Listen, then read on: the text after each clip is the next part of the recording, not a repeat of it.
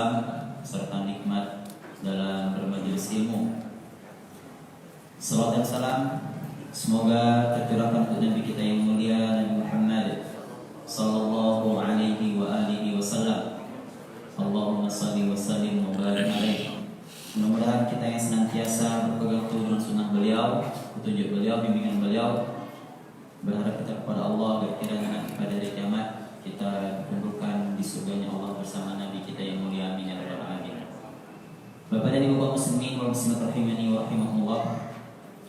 Alhamdulillah di setiap hari Ahad pukul 6 pagi sebagaimana seperti biasanya kita mengadakan pengajian rutin, yaitu kajian tafsir Al-Quran yang insya Allah akan diisi oleh guru kita Al-Ustaz Haji Ramdhani Al-Sih Hafizahullah.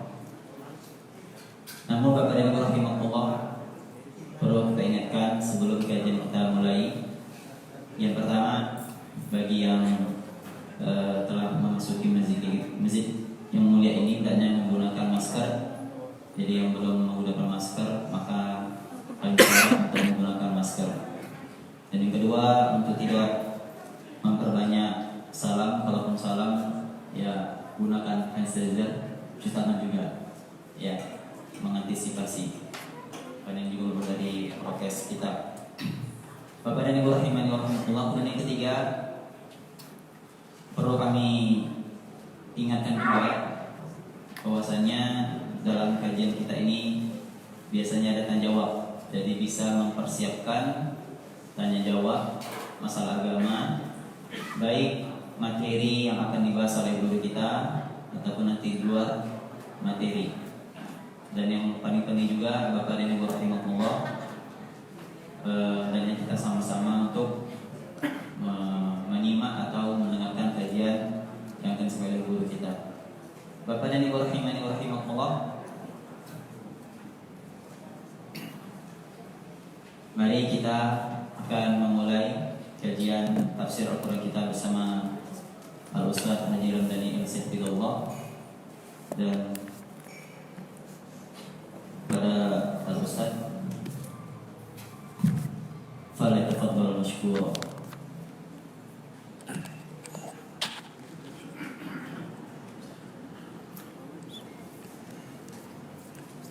Assalamualaikum warahmatullahi wabarakatuh.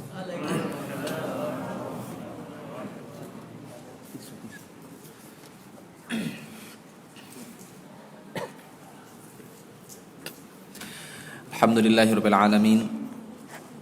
Wassalatu wassalamu ala asyrafil anbiya'i wal mursalin nabiyina Muhammadin wa ala alihi wa ashabihi afdhalus salati wa atamut taslim.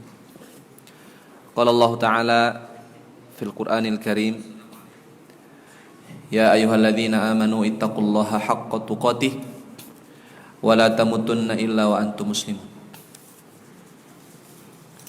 Wa qala ta'ala, ya ayyuhalladzina amanu ittaqullaha wa qulu qawlan sadida yuslih lakum a'malakum wa yaghfir lakum dhunubakum wa may yuti'illaha wa rasulahu faqad faza fawzan 'azima.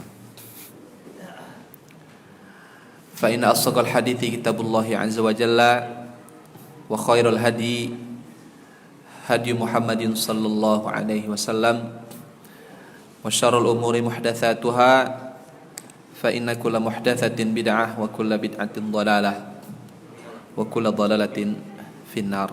Amma ba'du. Bersyukur kita kepada Allah Subhanahu wa taala dengan memuji Allah Subhanahu wa taala, memperbanyak mengucapkan alhamdulillah pada setiap keadaan yang kita hadapi, baik yang membahagiakan ataupun yang membuat kita berduka. Rasulullah sallallahu alaihi wasallam dalam setiap keadaan tidak pernah meninggalkan ucapan alhamdulillah, sekalipun ada keadaan atau masa di mana beliau sallallahu alaihi wasallam harus berduka. Dengan keadaan tersebut tetap saja Nabi sallallahu alaihi wasallam mengatakan alhamdulillahi ala kulli halin. Alhamdulillah pada setiap keadaan. Maka ini menjadi pelajaran bagi kita bahwa sebaik-baik muslim adalah yang mampu tetap menunjukkan syukur kepada Allah walaupun dalam keadaan duka sekalipun. Hendaknya kita bisa mencontoh bagaimana Nabi Shallallahu Alaihi Wasallam telah mengajarkan demikian. Yang lebih daripada itu, bahwa Nabi Shallallahu Alaihi Wasallam juga pernah menyampaikan dalam hadis beliau, setiap Muslim yang mendapatkan musibah, kemudian dia berkata, Alhamdulillah, inna lillahi wa inna ilaihi raji'un, Allahumma ajurni fi musibati wa akhluf li khairan minha. Rasulullah SAW mengatakan, setiap Muslim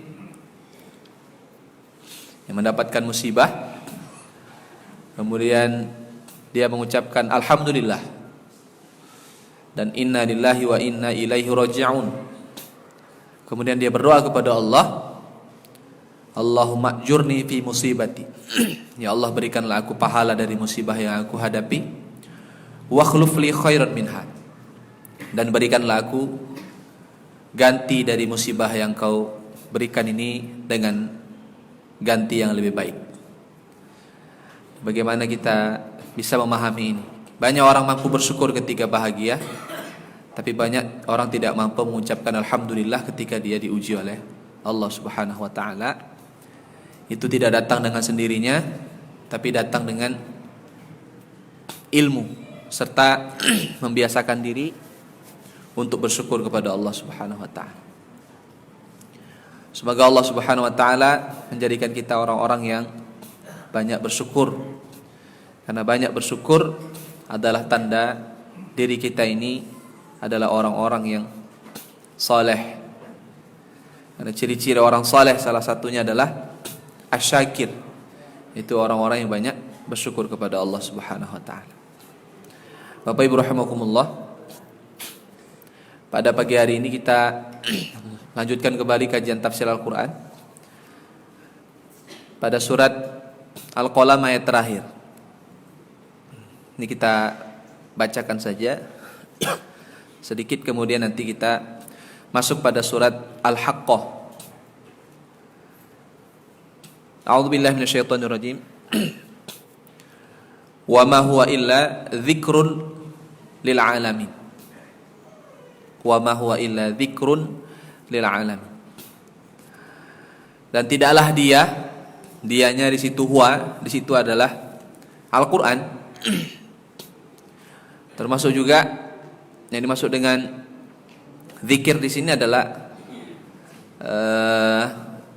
diutusnya Nabi atau Rasulullah SAW sebagai seorang Nabi dan Rasul, itu sebagai illa, tidak lain tujuannya adalah zikrun, sebagai peringatan lil alam, bagi seluruh alam semesta.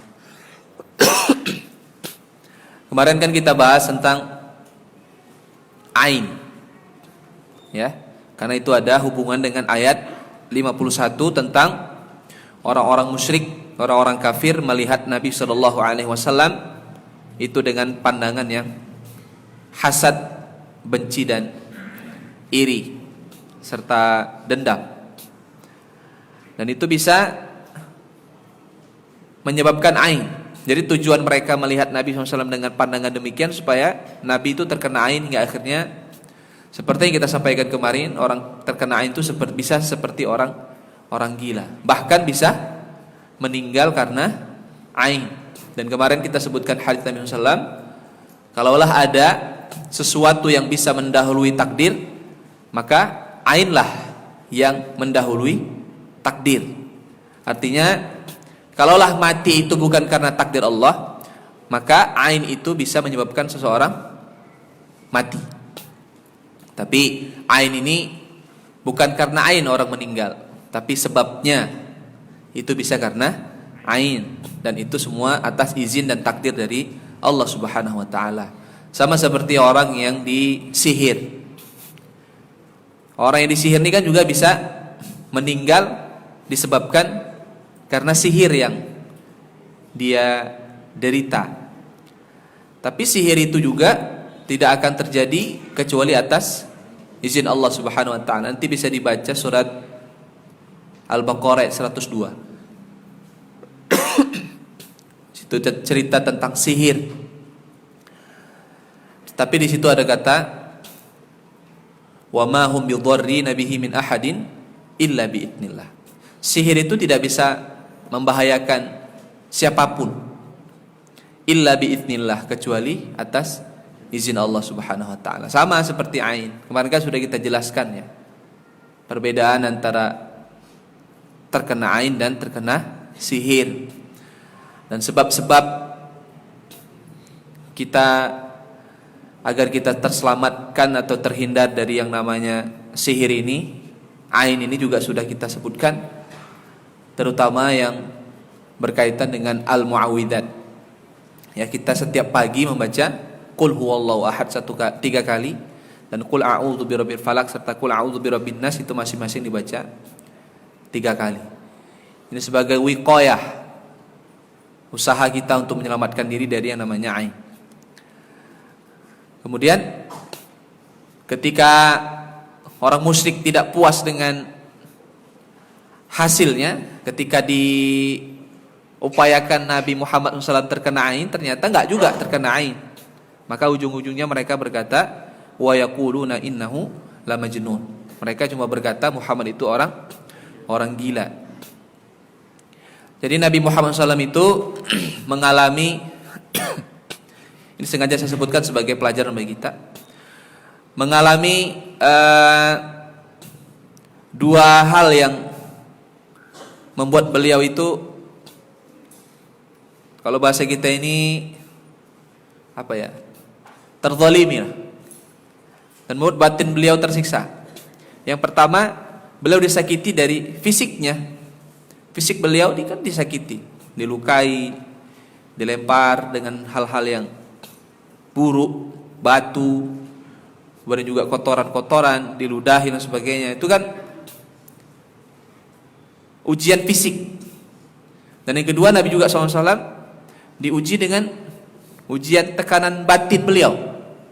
Beliau dibilang orang gila, dibilang tukang sihir atau penyihir dan penyair, dan banyak lagi ucapan-ucapan fitnah yang beliau dapatkan dari orang-orang musyrik.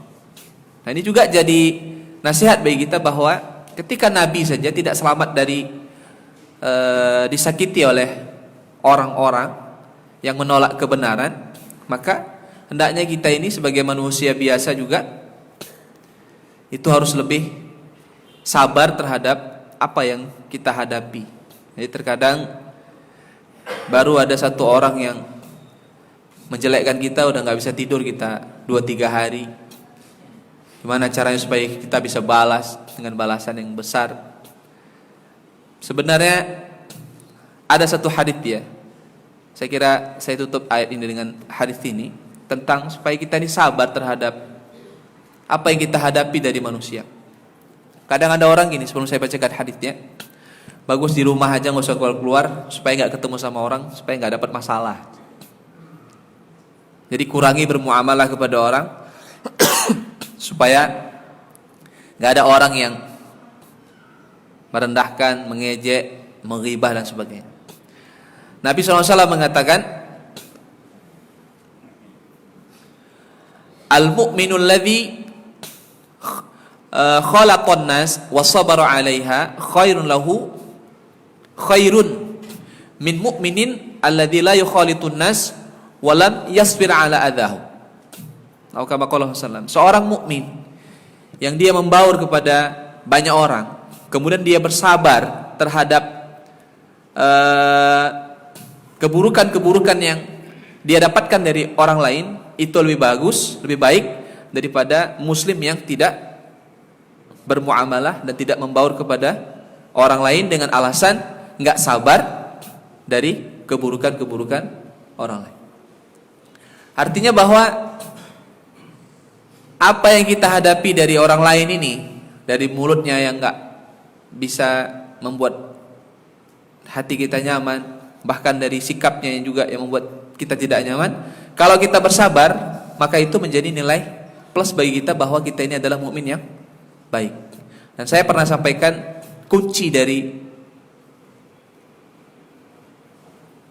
atau kunci untuk menghadapi orang-orang yang mulutnya tidak bisa dijaga itu apa? Dengan banyak apa gitu? Hah? Ya. Wasbir ala ma yaqulun wasabbih bihamdi rabbik wa kum minas sajidin. Ada dua itu.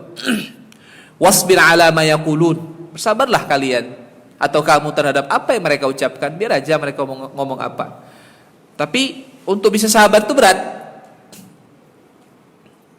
Nah, supaya kita bisa sabar, wasabbih bihamdi rabbik. Banyaklah bertasbih. Jadi bukan begitu kita direndahkan sama orang, kita dihina sama orang, kita dengar ucapan-ucapan yang gak baik, bukan saat itu kita langsung bertasbih sebetulnya. Tapi membiasakan diri dengan bertasbih. Karena hati yang senantiasa bertasbih kepada Allah, berzikir ini, hatinya akan menjadi tenang. Dan dia akan terbiasa tenang menghadapi atau mendengar ucapan-ucapan yang gak baik dari orang. Itu dia. Kemudian wakum minas sajidin, dan banyaklah bersujud kepada Allah. Tapi banyak sholat. Orang-orang yang sholat ini kan hatinya lebih terjaga nih. Emosionalnya itu tidak terlalu tinggi kalau kita sholat. Nah, jadi kita ambil pelajaran dari dua ayat terakhir ini bahwa kalau Nabi saja itu disakiti fisiknya, disakiti perasaannya, dan dituduh dengan tuduhan-tuduhan yang tidak benar, itu Nabi ya, yang tidak punya kesalahan sama sekali, apalagi kita. Dan tidak ada orang yang tidak pernah salah. Dan kita ini jangan merasa diri kita ini sudah sangat baik.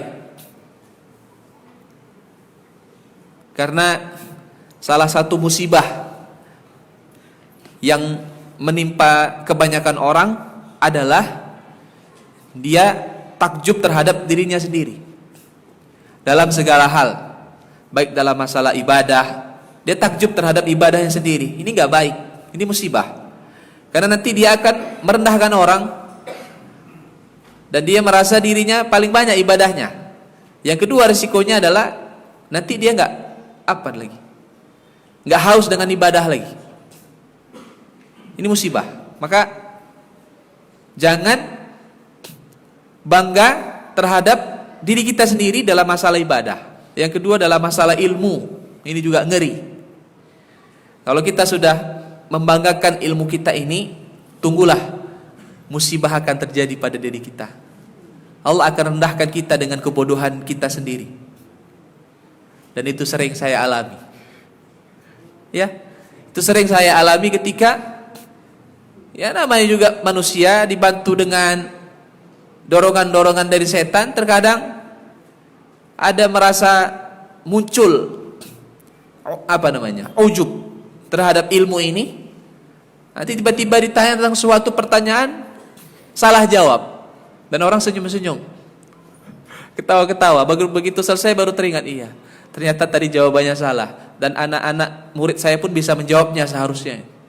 Itu karena apa? Karena kesombongan yang timbul, karena ujub terhadap diri sendiri.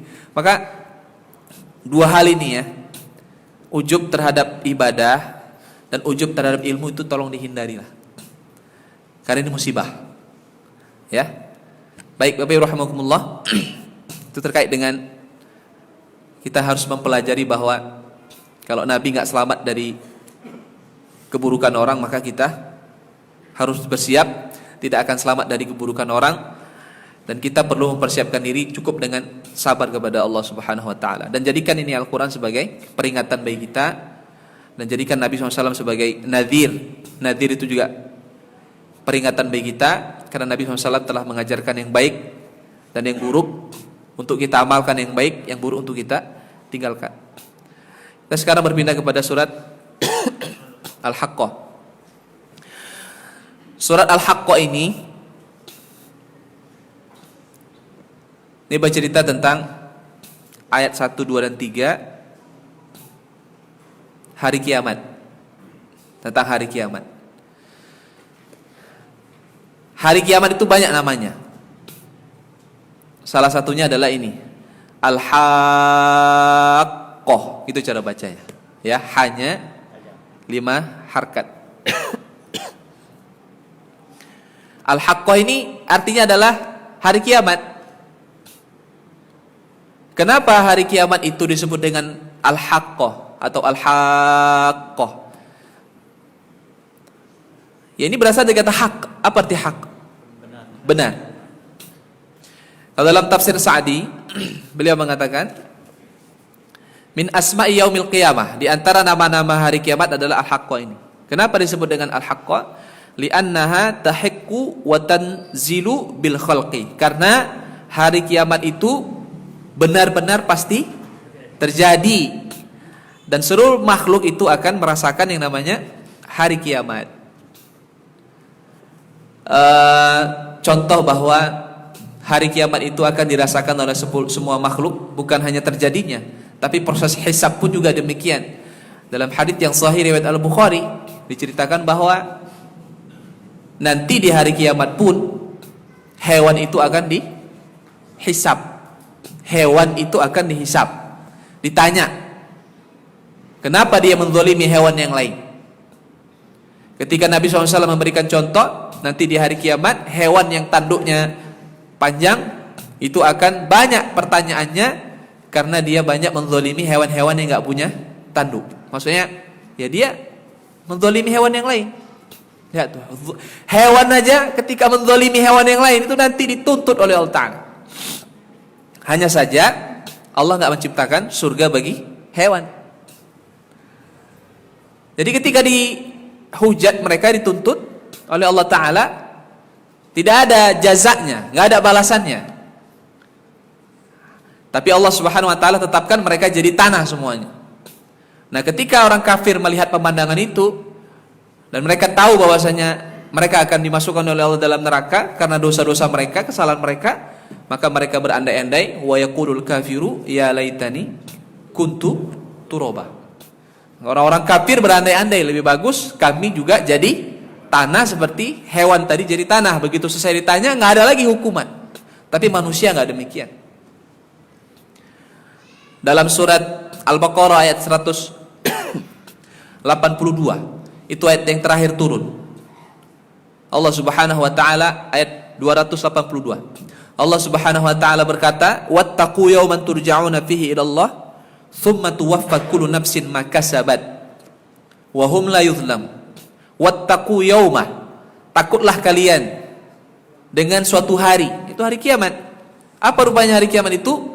Turja'una fihi ila Allah. Nanti kalian akan dikembalikan kepada Allah, artinya dibangkitkan lagi. Tsumma tuwaffa, kemudian akan dibalas kullu nafsin, setiap jiwa, maka sabat, apa yang mereka lakukan selama hidup mereka. Kalau baik ya balasannya surga, kalau buruk balasannya neraka. Jadi sebenarnya kita ini hidup untuk nanti di hari kiamat akan dibalas apa yang kita lakukan di dunia ini. Kalau dalam surah Ar-Rahman yang menjadi ayat-ayat populer untuk dihafal biasanya, hal jazaul ihsan illal ihsan. Kebaikan itu akan dibalas dengan kebaikan juga. Maka Al-Haqqah di sini maksudnya adalah bahwa nanti hari kiamat itu benar terjadi dan akan dirasakan oleh seluruh makhluk. Kemudian Sa'di juga mengatakan wa tadharu fiha haqa'iqul umur. Haqa'iqu al-umur. Dan pada hari kiamat itu nanti semuanya akan jelas nampak mana yang benar dan mana yang batil. Artinya nanti di hari kiamat orang-orang kafir yang menyembah selain Allah Subhanahu wa taala dan orang-orang yang tidak beribadah kepada Allah, nanti mereka baru menyadari bahwa yang benar adalah mengikuti Allah dan Rasulnya. Kemudian di sini sedikit saya tambahkan, ketika Allah Subhanahu wa taala mengulang ayat ini sampai hari kiamat, sampai berapa kali disebut? 3. Al-haqqatu mal haqqah wa ma adraka mal haqq. Wa ma adraka mal haqqah. Mal haqqah, apakah itu hari kiamat tadi? Kemudian Allah Subhanahu wa taala berkata lagi, wa ma adraka ma al haqqah. Tahukah kalian apa itu hari kiamat? Ini diulang 3 kali. Ini tujuannya adalah untuk benar-benar mengingatkan kepada manusia bahwa nanti hari kiamat akan terjadi. Dan kita butuh persiapan untuk itu. Sebenarnya sederhana Bapak Ibu rahimakumullah, kalau saya singkatkan bahwa kalau hari kiamat kapan terjadinya itu tidak menjadi suatu hal yang utama bagi kita. Tapi yang paling penting adalah persiapan kita untuk hari kiamat. Itu aja. Maka ketika ada seorang datang kepada Nabi SAW, ya Rasulullah, mata sa'ah, hari kiamat kapan terjadi? Nah, pertanyaannya tegas, jelas. Hari kiamat kapan terjadinya ya Rasulullah? Maka Nabi SAW tidak menjawab dengan jawaban yang ada hubungannya dengan kapan terjadinya. Tapi Nabi SAW bertanya dengan pertanyaan yang membuat dia tersadar apa yang sudah disiapkan untuk hari kiamat. Maka Nabi SAW berkata kepadanya, kamu bertanya tentang hari kiamat, apa yang sudah kamu persiapkan untuk hari kiamat? Nah, ini kan pertanyaan ini menjadi kabar bagi kita bahwa kita nggak usah ragu hari kiamat itu terjadi. Nggak perlu bagi seorang mukmin itu ragu. Bahkan kalau kita ragu, kita kufur. Tapi yang perlu kita fikirkan adalah apa yang sudah kita siapkan. Sikatnya Bapak Ibu rahimakumullah, ketika Nabi tadi memberikan isyarat apa yang sudah kamu siapkan untuk hari kiamat. Ini saya sebutkan di sini ada 5 persiapan terbaik untuk hari kiamat. Karena kalau saya cerita tentang hari kiamat sudah sering dibahaskan. Dan kita bisa baca sendiri bagaimana Allah menceritakan ngerinya hari kiamat. Orang hamil aja bisa gugur kandungannya, orang menyusui bisa dicampakkan bayinya. Itu proses terjadinya hari kiamat. Belum lagi nanti begitu dibangkitkan, ketika kita bangkit dari dari kubur kita masing-masing, dibangkitkan dari tanah ini. Saat kita bangkit, kita nggak mau lagi nyari mana bapak kita, mana mama kita, mana abang, kakak, adik, suami, istri, anak, nggak mau nyari. Justru malah lari. Itu proses lari ini dari semua orang-orang yang kita kenal, menghindar. Itu proses saat pertama sekali dibangkitkan, karena kita belum tahu surga atau neraka. Tapi nanti begitu sudah dihisab, sudah ditimbang, sudah nyebrang Sirat, baru nanti sibuk kita nyari orang-orang yang kita sayang. Nah, jadi kan ayat ini kan agak sedikit bertentangan lah bahasanya. Satu ayat menjelaskan yauma yafirul mar'u min akhi, hari di mana seseorang lari dari saudaranya, wa ummihi wa abi, ibu dan bapaknya, wa sahibatihi wa bani. Sahibah itu artinya istri, atau sebaliknya suami, wa bani anak. Terus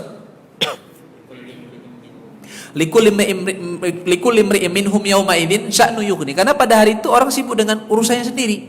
Ini kapan? Ketika proses dibangkitkan dan di padang mahsyar belum dimulai hisab dan mizan, juga termasuk sirat. Nah, kalau dalam hadits Nabi SAW kan disebutkan nanti ada anak yang menolong mamanya atau bapaknya. Sama orang tua juga menolong anaknya. Suami juga bisa menolong istrinya. Istri juga bisa menolong suaminya. Kemudian juga orang-orang soleh juga bisa menolong kawan-kawannya yang sesama soleh, walaupun temannya mungkin ditakdirkan oleh Allah tidak masuk surga, tapi bisa menyelamatkan. Sementara ayat ini berkata semuanya lari. Nah, itu penjelasannya adalah menyelamatkan, proses menyelamatkan itu kalau sudah jelas dirinya selamat, baru dia menyelamatkan orang lain, yaitu tinggal masuk surga saja. Dan itu menjadi dalil diantaranya adalah ketika seorang anak diperintahkan oleh Allah Ta'ala untuk masuk surga.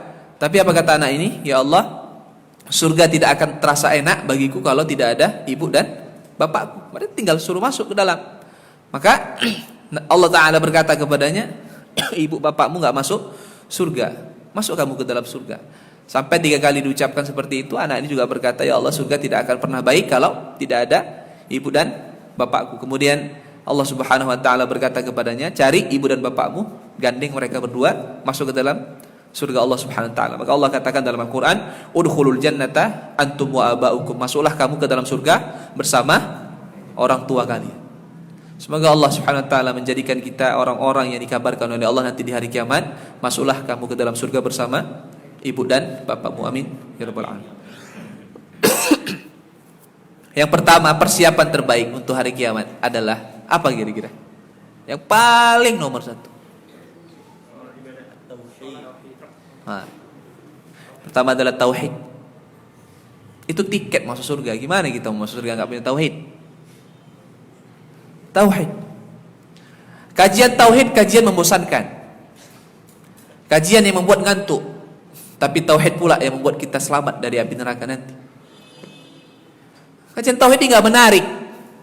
Yang paling menarik adalah kajian fikih. Itu paling suka orang kajian fikih. Tapi kalau udah kajian tauhid, syirik, doa kepada selain Allah, itu aja. Tapi ini pula memang harus sering-sering diulang.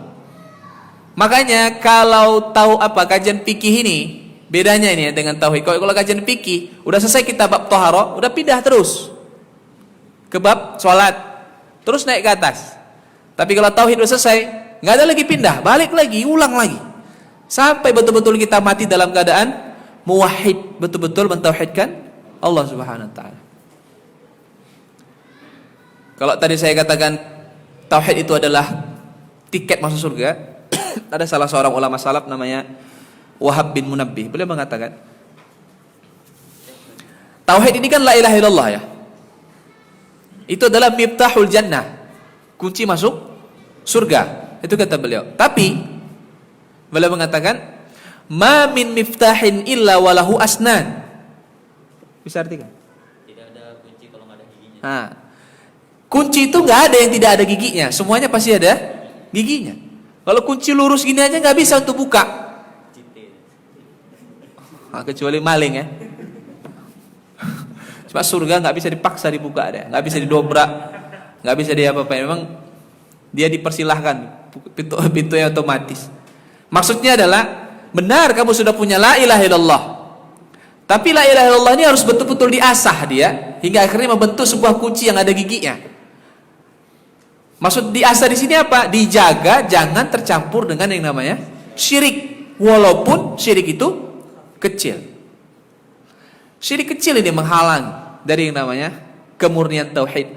Maka sering kalau cerita tentang kemurnian tauhid, kita nggak bisa lepas dari firman Allah Taala, alladzina amanu wa lam yalbisu imanahum bidzulm. Orang-orang yang beriman yang tidak mencampurkan, mengotori iman mereka dengan kezaliman. Dan Allah katakan inna syirka la dzulumun azim. Kesyirikan itu adalah kezaliman yang paling besar. Bagaimana Nabi Ibrahim itu ketika beliau berdoa kepada Allah minta agar tidak dihinakan di hari kiamat. Hari kiamat itu apa kata Nabi Ibrahim? Yauma la yanfa'u malun wala ban. Hari di mana tidak berguna harta dan anak. Enggak bergunanya kapan tadi ya? Pada saat sebelum hisab.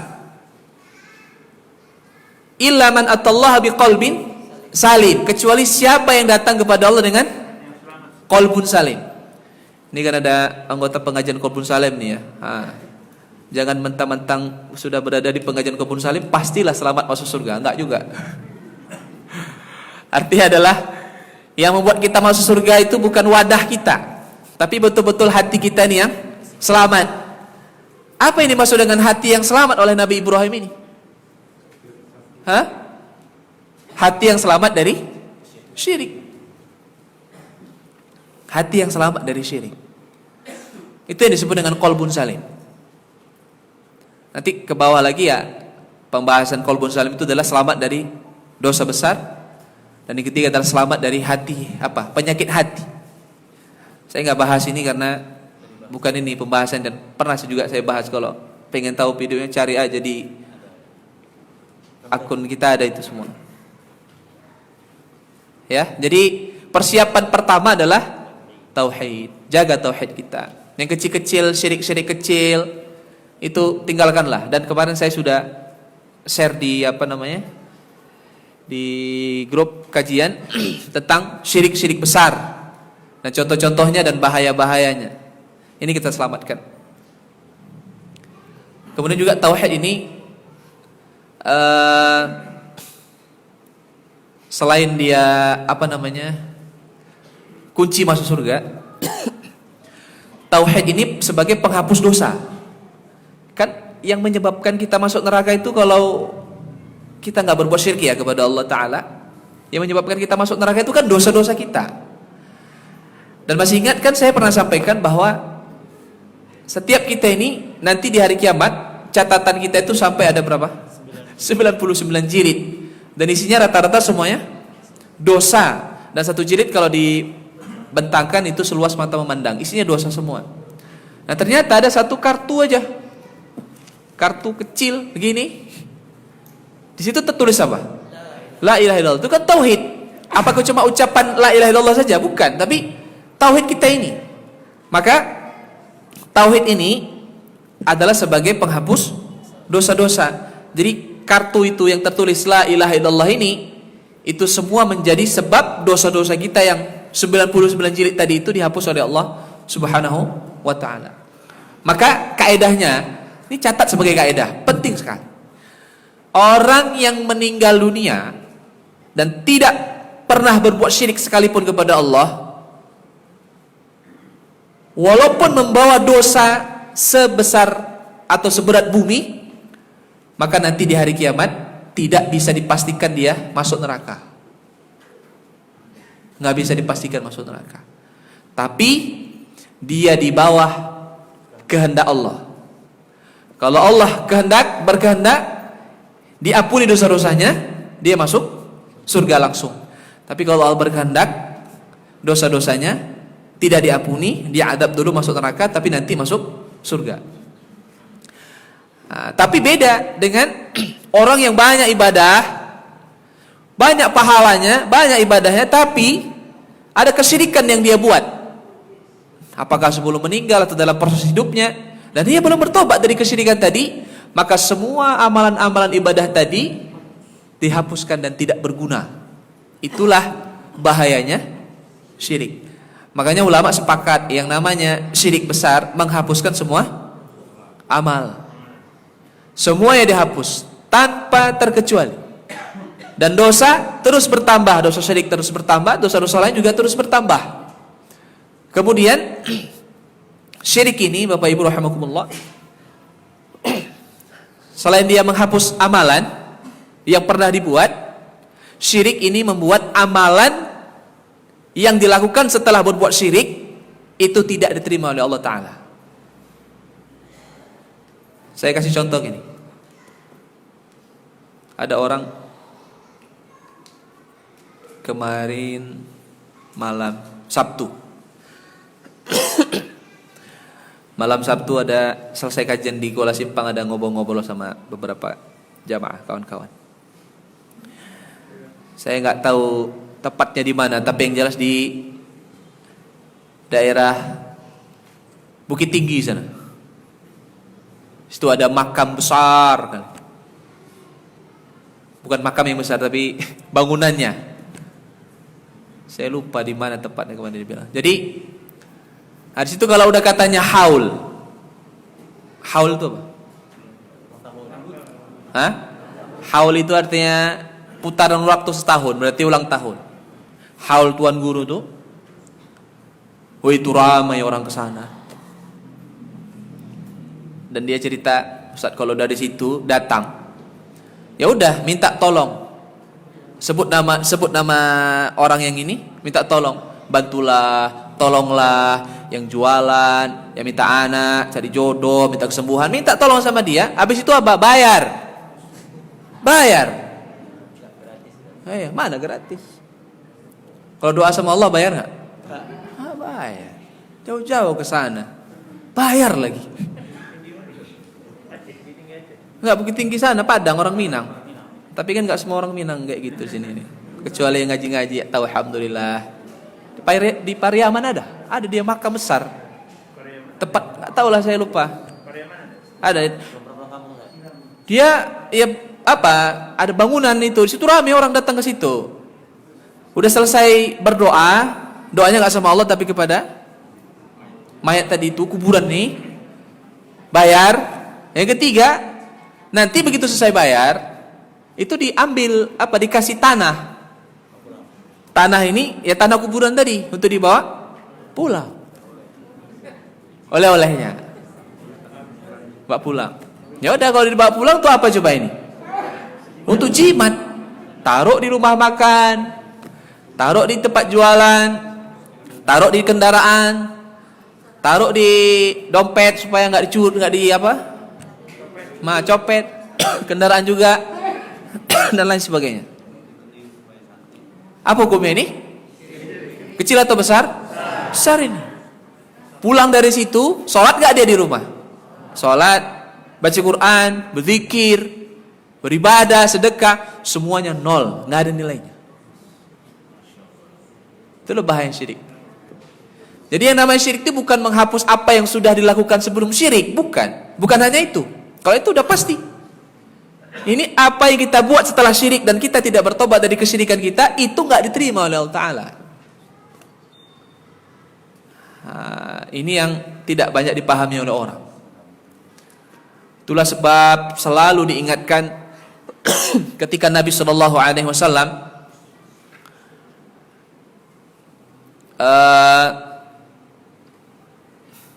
menyebutkan sebuah contoh. Hadis ini hadis qudsi. Ya bani Adam, innaka law ataitani bi qurabil ardi khataya thumma laqitani la tusyrik bi syai'a la ataituka bi qurabihal maghfirah. Wahai manusia, ini bahasa Allah Ta'ala. Seandainya apabila kamu mati dengan membawa dosa seberat bumi. Bumi ini berat. Tapi ada tambahan dari Allah Ta'ala.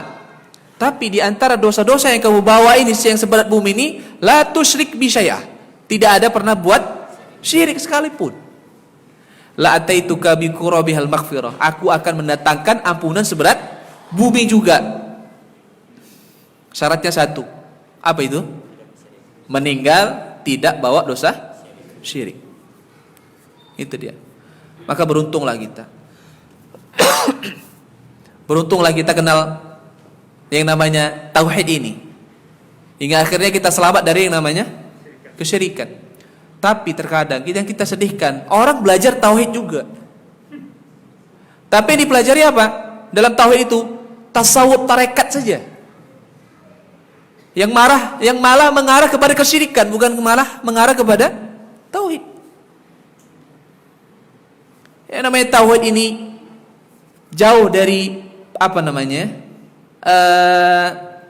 hal-hal yang sifatnya berharap kepada selain Allah. Itu tauhid sebetulnya. Tapi kalau dalam kajian-kajian tauhid tarekat tasawuf ini, yang ada malah mengarah kepada kesyirikan yang sifatnya harapan-harapan kepada sosok-sosok tertentu, yang harapan itu lebih besar daripada harapan kepada Allah SWT.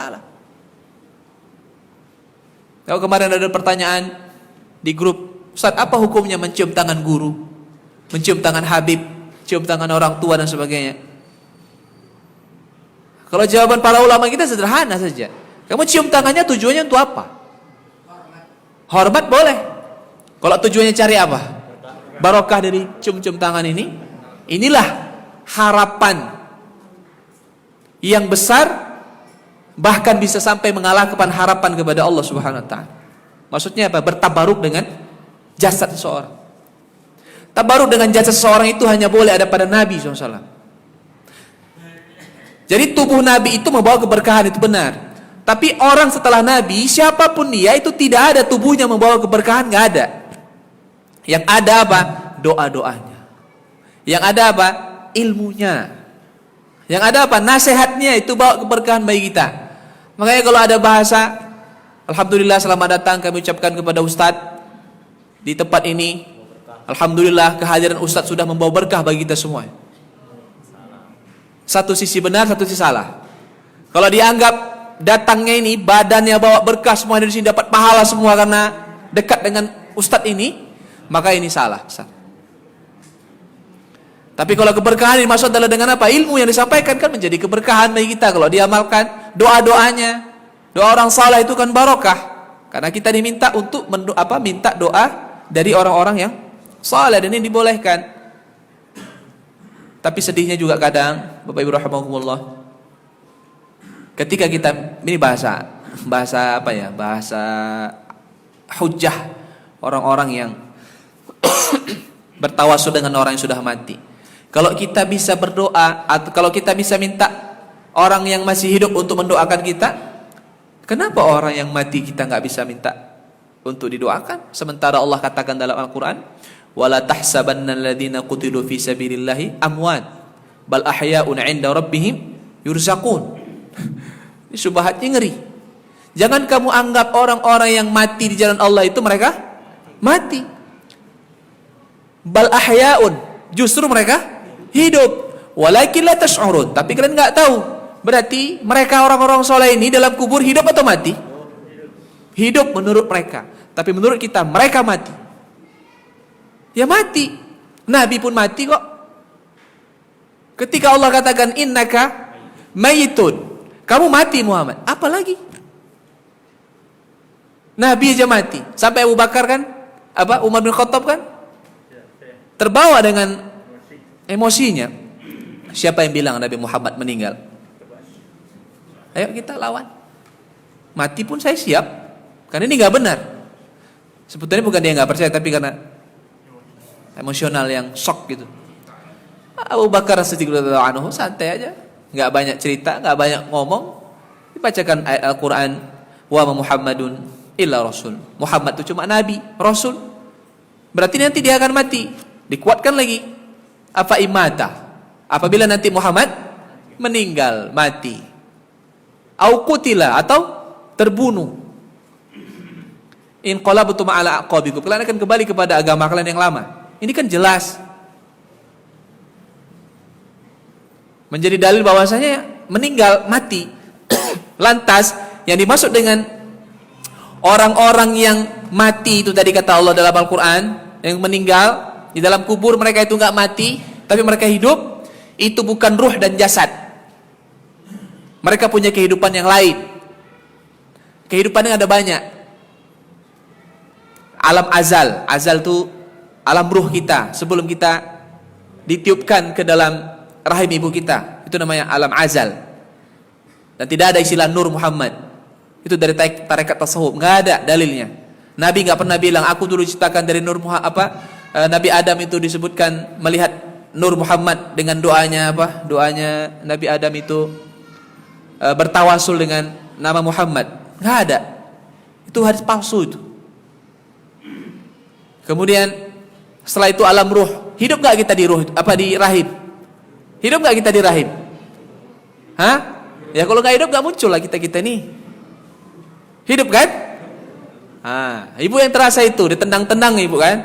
Tapi kalau saya tanya gimana hidup ibu di rahim dulu? Nggak tahu kita. Nggak tahu. Sampai Allah Ta'ala katakan dalam Al-Quran bahwa salah satu yang tidak diketahui oleh manusia adalah wa ya'lamu ma fil arham. Allah tahu apa yang ada dalam rahim. Kita nggak tahu hidupnya bagaimana, prosesnya semuanya. Dan itu dikatakan hidup juga. Baru nanti di dunia. Ini kita sekarang di dunia hidup. Nanti di alam barzah itu juga kehidupan. Jangankan orang soleh, orang kafir pun di alam barzah dia hidup. Tapi diapain?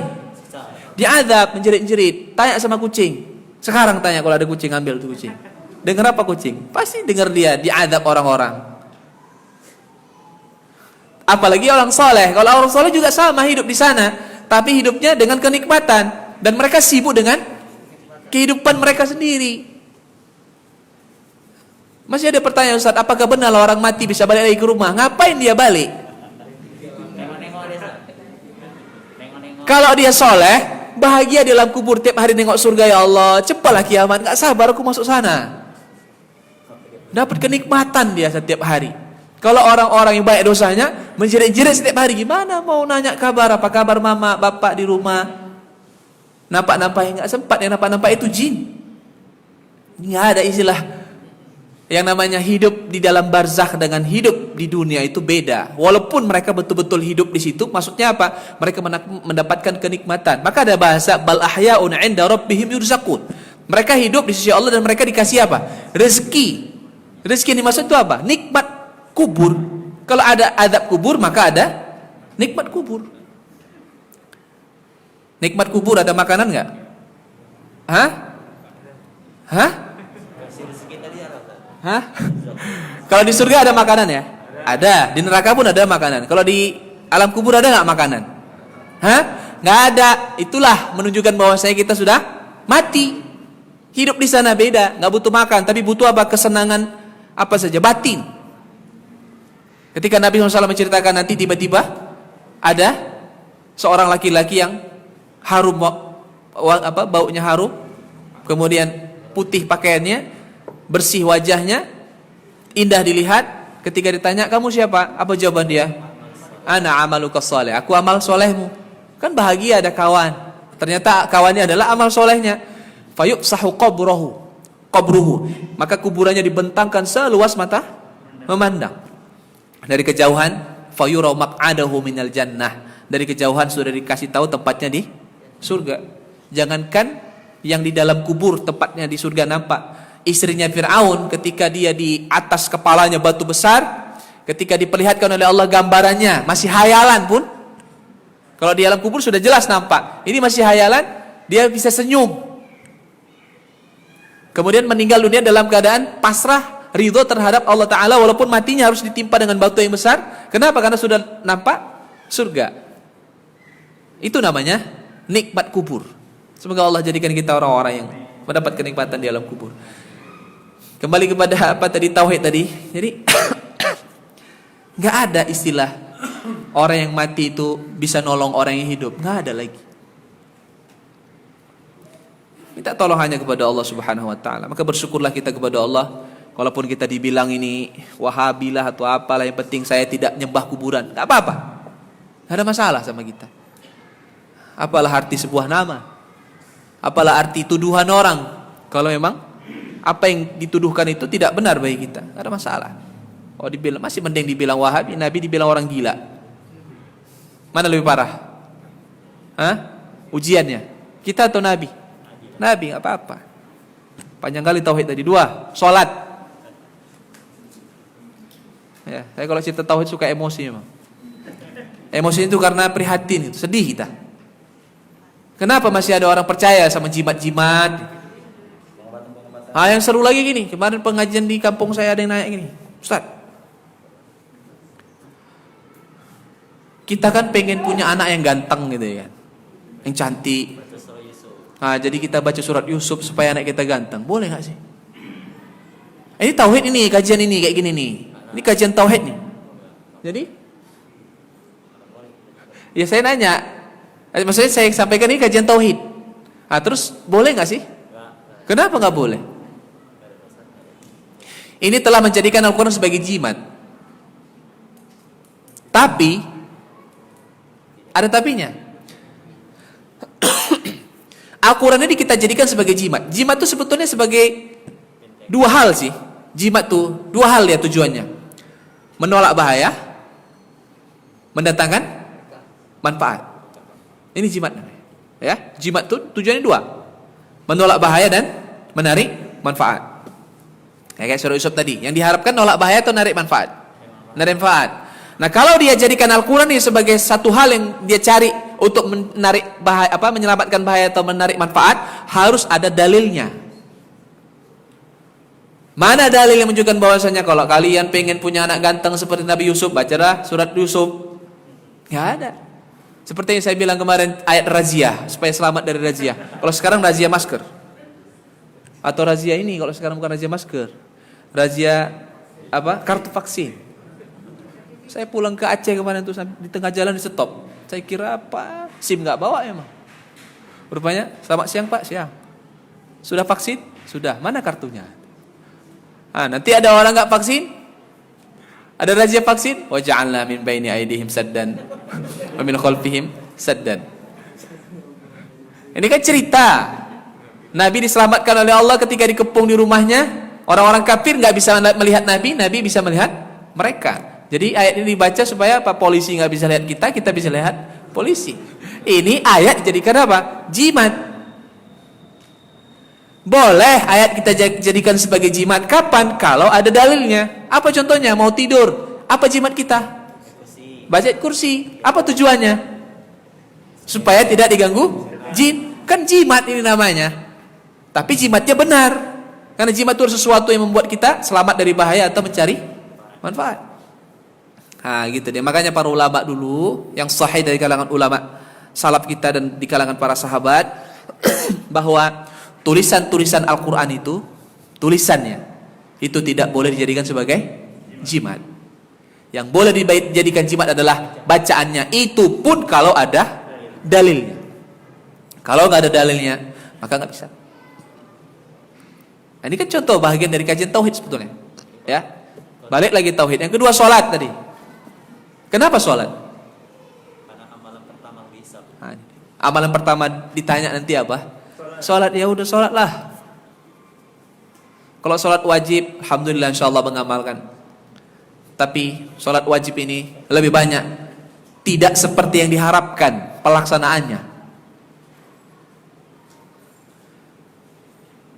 Berarti sholat wajib kita ini banyak gak sempurnanya. Supaya sholat wajib kita sempurna, banyak sholat sunnah. Coba perhatikan ini perkataan para ulama kita, di antaranya perkataan Ibnu Qayyim rahimahullah.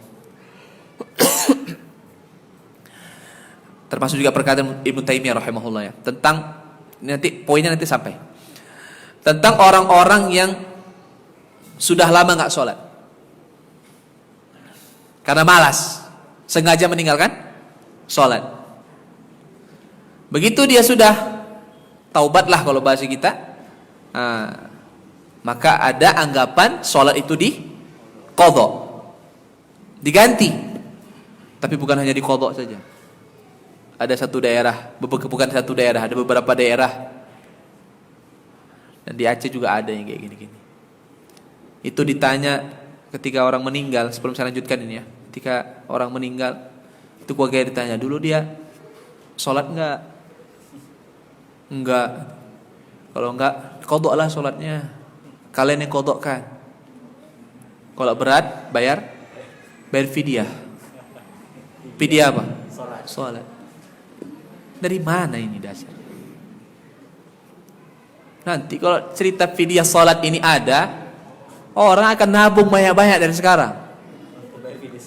Iya, udah nggak usah sholat nggak apa-apa, nabung aja banyak-banyak. Nanti kalau aku mati ini udah aku siapkan ini, bayar fidyahku sholat nanti kalau aku mati ya. Gak ada. Qadha sholat tidak ada, fidyah sholat juga nggak ada. Apa kata Ibnu Qayyim? Beliau mengatakan, orang yang sengaja meninggalkan salat, maka dia berdosa besar. Dan dia tidak perlu mengqadha salatnya, tapi cukup baginya memperbanyak salat sunnah. Ini disampaikan dalam kitab fikih sunnah ada, bahwa orang yang sengaja meninggalkan salat itu pun ketika dia bertobat kepada Allah dan sekarang dia sholat, itu kan sudah banyak sekali yang dia tinggalkan. Nanti di hari kiamat, kalau sholat sunnahnya banyak, maka Allah akan tutupi ini dosa-dosa meninggalkan sholat ini yang banyak ini dengan sholat sunnah. Apalagi kita yang nggak pernah tinggal sholat wajib. Hanya saja kekurangannya di mana kalau sholat wajib kita ini? Nggak sempurnanya di mana? Ngayal, banyak ngayal, menghayal. Banyak rawon, betul Pak, rawon-rawon. Kemana-mana lah.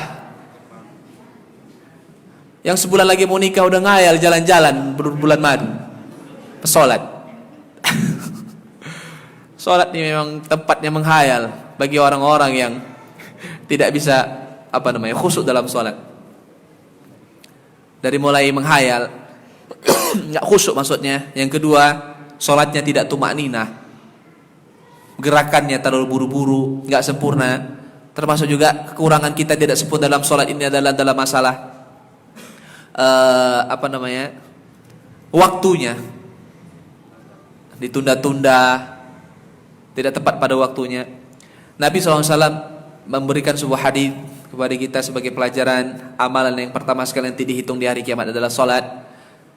Kalau sholatnya baik maka baiklah semua amalannya, kalau buruk maka semuanya akan buruk.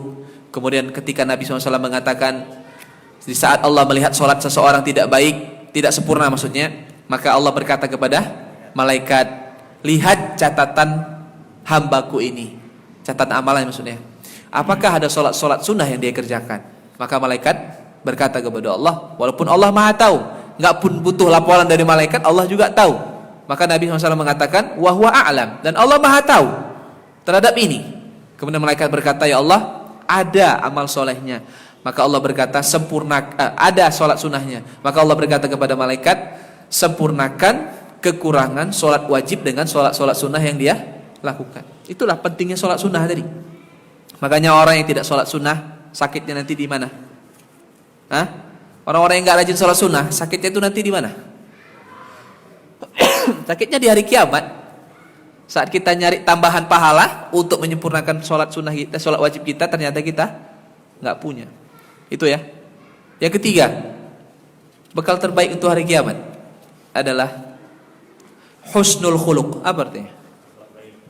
Akhlak yang baik. Ini saya urutkan ya. Poin yang saya sebutkan ini saya urutkan dengan bukan momen tapi fase yang akan kita lewati nanti di hari kiamat. Tadi kan sudah saya singgung di atas, kita dibangkitkan di padang mahsyar, kemudian setelah dibangkitkan kita dihisab. Nah, yang dihisab itu amalan pertama sekali apa tadi? Salat. Setelah dihisab apa? Setelah proses hisab apa lagi? Mizan, timbangan.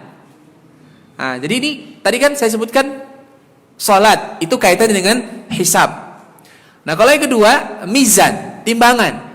Nah, saya kaitkan dengan apa? Husnul khuluq. Apa artinya husnul khuluq? Akhlak yang baik. Kenapa saya sebutkan akhlak yang baik ini? Karena amalan yang paling berat nanti di timbangan adalah husnul khuluq, akhlak yang baik ini. Saya kira sampai ya poinnya bahwa kalau sholat itu kaitannya dengan hisab. Supaya gampang hisab kita, sholatnya baikkan, sholat kita perbaiki. Yang kedua, setelah proses hisab nanti ada namanya mizan. Mizan itu ditimbang amal kita. Kalau berat pahalanya surga, kalau berat dosanya neraka. Dan ternyata ketika kita tahu bahwasanya amalan kita nanti kan akan ditimbang ini, maka carilah amalan-amalan yang paling memberatkan timbangan kebaikan di hari kiamat. Apa dia? Akhlak yang baik. Nabi mengatakan, ma min syai'in athqalu fil mizan min husnil khuluq. Tidak ada sesuatu yang paling membuat timbangan kebaikan nanti berat di hari kiamat melebihi akhlak yang baik. Kita kalau cerita akhlak, ini kan adab. Akhlak itu bukan hanya sama orang saja, tapi akhlak itu cakupannya 3. Kita berakhlak kepada siapa saja. Yang pertama kepada Allah. Yang kedua kepada diri kita sendiri. Yang ketiga, adab kepada orang lain. Ini dikumpulkan oleh Nabi dalam sebuah hadis. Ittaqillaha haitsu ma kunta. Bertakwalah kamu kepada Allah kapanpun dan dimanapun berada. Ini adab kita kepada Allah. Bertakwa kepada Allah kapanpun dan dimanapun kalian berada. Itu dia. Yang kedua, adab kepada diri kita sendiri. Apa adab diri kita kepada diri kita sendiri? Wa atbi'is sayyi'atal hasanata tamhuha. Kalau kamu berbuat dosa, segera tutupi dengan amal soleh, karena amal solehmu itu menghapus dosa-dosamu. Ini adab kepada siapa ini? Kepada diri kita sendiri. Ini akhlak kepada diri kita. Jadi jangan kita hanya berakhlak kepada orang lain, tapi kita nggak punya akhlak kepada diri kita sendiri. Salah satu bentuk akhlak kepada diri kita sendiri adalah kapan berbuat dosa segera beramal soleh, supaya dosa tadi tertutupi dengan amal soleh. Artinya kita sayangi diri kita sendiri. Kalau adab kepada Allah tadi sudah jelas ya, bertakwa kepada Allah kapanpun dan dimanapun. Yang ketiga, akhlak kepada orang lain. Wa khaliqin nas bi khuluqin hasanin. Berakhlaklah kepada orang lain dengan akhlak yang baik. Dan akhlak yang baik kepada orang lain inilah yang menjadi pemberat timbangan kebaikan nanti di hari kiamat. Bahkan Nabi SAW menyebutkan dalam hadis lain, orang yang paling dekat nanti di hari kiamat di surga dengan Nabi adalah ahsanuhum khuluqa, yaitu orang yang paling baik akhlaknya. Jadi kalau kita mau jadi tetangga Nabi nanti di surga, apa persiapan terbaik kita? Akhlak yang baik. Kenapa Nabi menyandingkan orang-orang yang berakhlak baik dengan Nabi nanti di surga? Karena Nabi adalah wa innaka la'ala khuluqin azim. Karena kamu Muhammad berada pada akhlak yang baik. Jadi akhlak ini luar biasa. Itu paling penting. Kalau kita cerita tentang akhlak, yang paling nomor 1 akhlak kita ini kepada orang lain ya. Ini cakupan yang ketiga tadi adalah kepada orang tua. orang tua, masya Allah, orang tua lah. Yang masih punya orang tua, betul-betul lah surga kita itu. Jangan kita sia-siakan surga kita itu. Tidak ada. Bagaimana seorang Ibnu Abbas ya. Ibnu Abbas beliau paling paham tentang syariat agama ini setelah Nabi dan para sahabat yang lain, termasuk dari fuqaha us-sahabah. Ketika dia ditanya tentang amalan apa yang paling bisa menyelamatkan seseorang dari api neraka dan yang paling dekat dengan pintu surga, maka beliau memilih apa? Birrul walidah, berbakti kepada ibu, berbakti kepada orang tua. Wallahi inni la a'lamu amalan anja minan nar min birril walidah. Beliau mengatakan, demi Allah, saya tidak tahu ada amalan yang paling bisa menyelamatkan seseorang dari api neraka melebihi berbaktinya seorang anak kepada ibunya, mamanya. Ya, kepada orang tuanya, baik ibu ataupun bapaknya. Maka Nabi juga pernah berkata, al-walidu awsatu abwabil jannah. Fa in syi'ta dhaya'tahu wa in syi'ta hafidtahu. Orang tua itu adalah pintu surga pertengahan. Kalau kamu mau, ya sudah kamu sia-siakan aja pintu itu. Tapi kalau kamu mau, kamu jaga pintu itu supaya kamu bisa masuk ke dalam. Dan ingat ini, satu pesan penting bagi kita semua. Nabi SAW itu sangat mengarahkan kita, menasihati kita untuk berbakti kepada orang tua. Tapi sadarkah kita bahwa Nabi SAW sendiri pun tidak bisa berbakti kepada orang tua? Jangankan berbakti kepada orang tua untuk membantu, menolong, menyayangi, mengasihi, mencintai. Yang lebih daripada itu dia nggak bisa, yaitu mendoakan orang tuanya. Nabi tidak bisa keluar dari mulutnya, Rabbighfirli wali walidayya warhamhuma kama rabbayani shaghira. Enggak bisa itu. Beliau baca itu. Kenapa enggak bisa? Enggak boleh. Enggak dikasih sama Allah Ta'ala. Lah kita ini cobalah. Itulah Nabi, bahasa mungkin ya, bahasa beliau ini, kalau beliau masih hidup sekarang, kalian ini keterlaluan kalian ini. Parah kali kalian. Aku saja enggak boleh baca ini. Rabbighfirli wali walidayya, karena memang Allah takdirkan orang tuaku enggak masuk surga. Kalian ini yang boleh baca ini, yang dianjurkan itu juga tidak mau baca. Sungguh keterlaluan kan? Seperti itulah kalau seandainya Nabi SAW tahu kalau kita ini malas baca doa untuk orang tua. Kayaknya sekarang ini saya selalu nasihatkan orang tua lah nomor satu, nggak ada yang lain. Kalau mau dapat rezeki yang baik, orang tua. Mau jadi orang soleh, orang tua.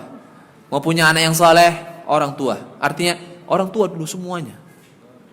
Bakti sama orang tua, bahagiakan orang tua, doakan orang tua, bahagiakan, perhatikan semua orang tua. Semuanya ke situ. Kuncinya semua ada pada orang tua. Kenapa saya jadikan orang tua terus? Karena orang tua ini sebagai apa? Jembatan ridhonya siapa? Allah Ta'ala. Kenapa kita bisa jadi orang soleh? Karena Allah ridho. Kenapa kita bisa jadi, kenapa rezeki kita lapang? Allah ridho. Semuanya itu ridho Allah Ta'ala. Dan jembatan untuk dapat ridho Allah adalah orang tua. Kalau orang tua kita ridho, Allah SWT akan ridho kepada kita. Bagaimana Allah Subhanahu Wa Ta'ala menjadikan ridhonya itu terletak pada ridho orang tua. Ridho Allah fi ridho al-walidain.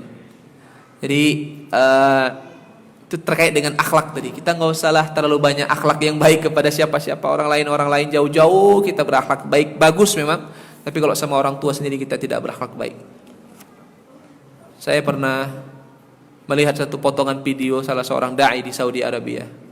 Saya lupa namanya siapa. Dia ini salah satu salah satu kegiatan dia adalah memandikan jenazah. Jadi cerita, nggak apa ya, cerita sedikit ya. Masih bisa ya? Dia cerita, satu hari saya memandikan jenazah. Bapak-bapak, laki-laki, orang tua sudah meninggal dunia. Didampingi sama anak-anaknya, kan di tempat tertutup.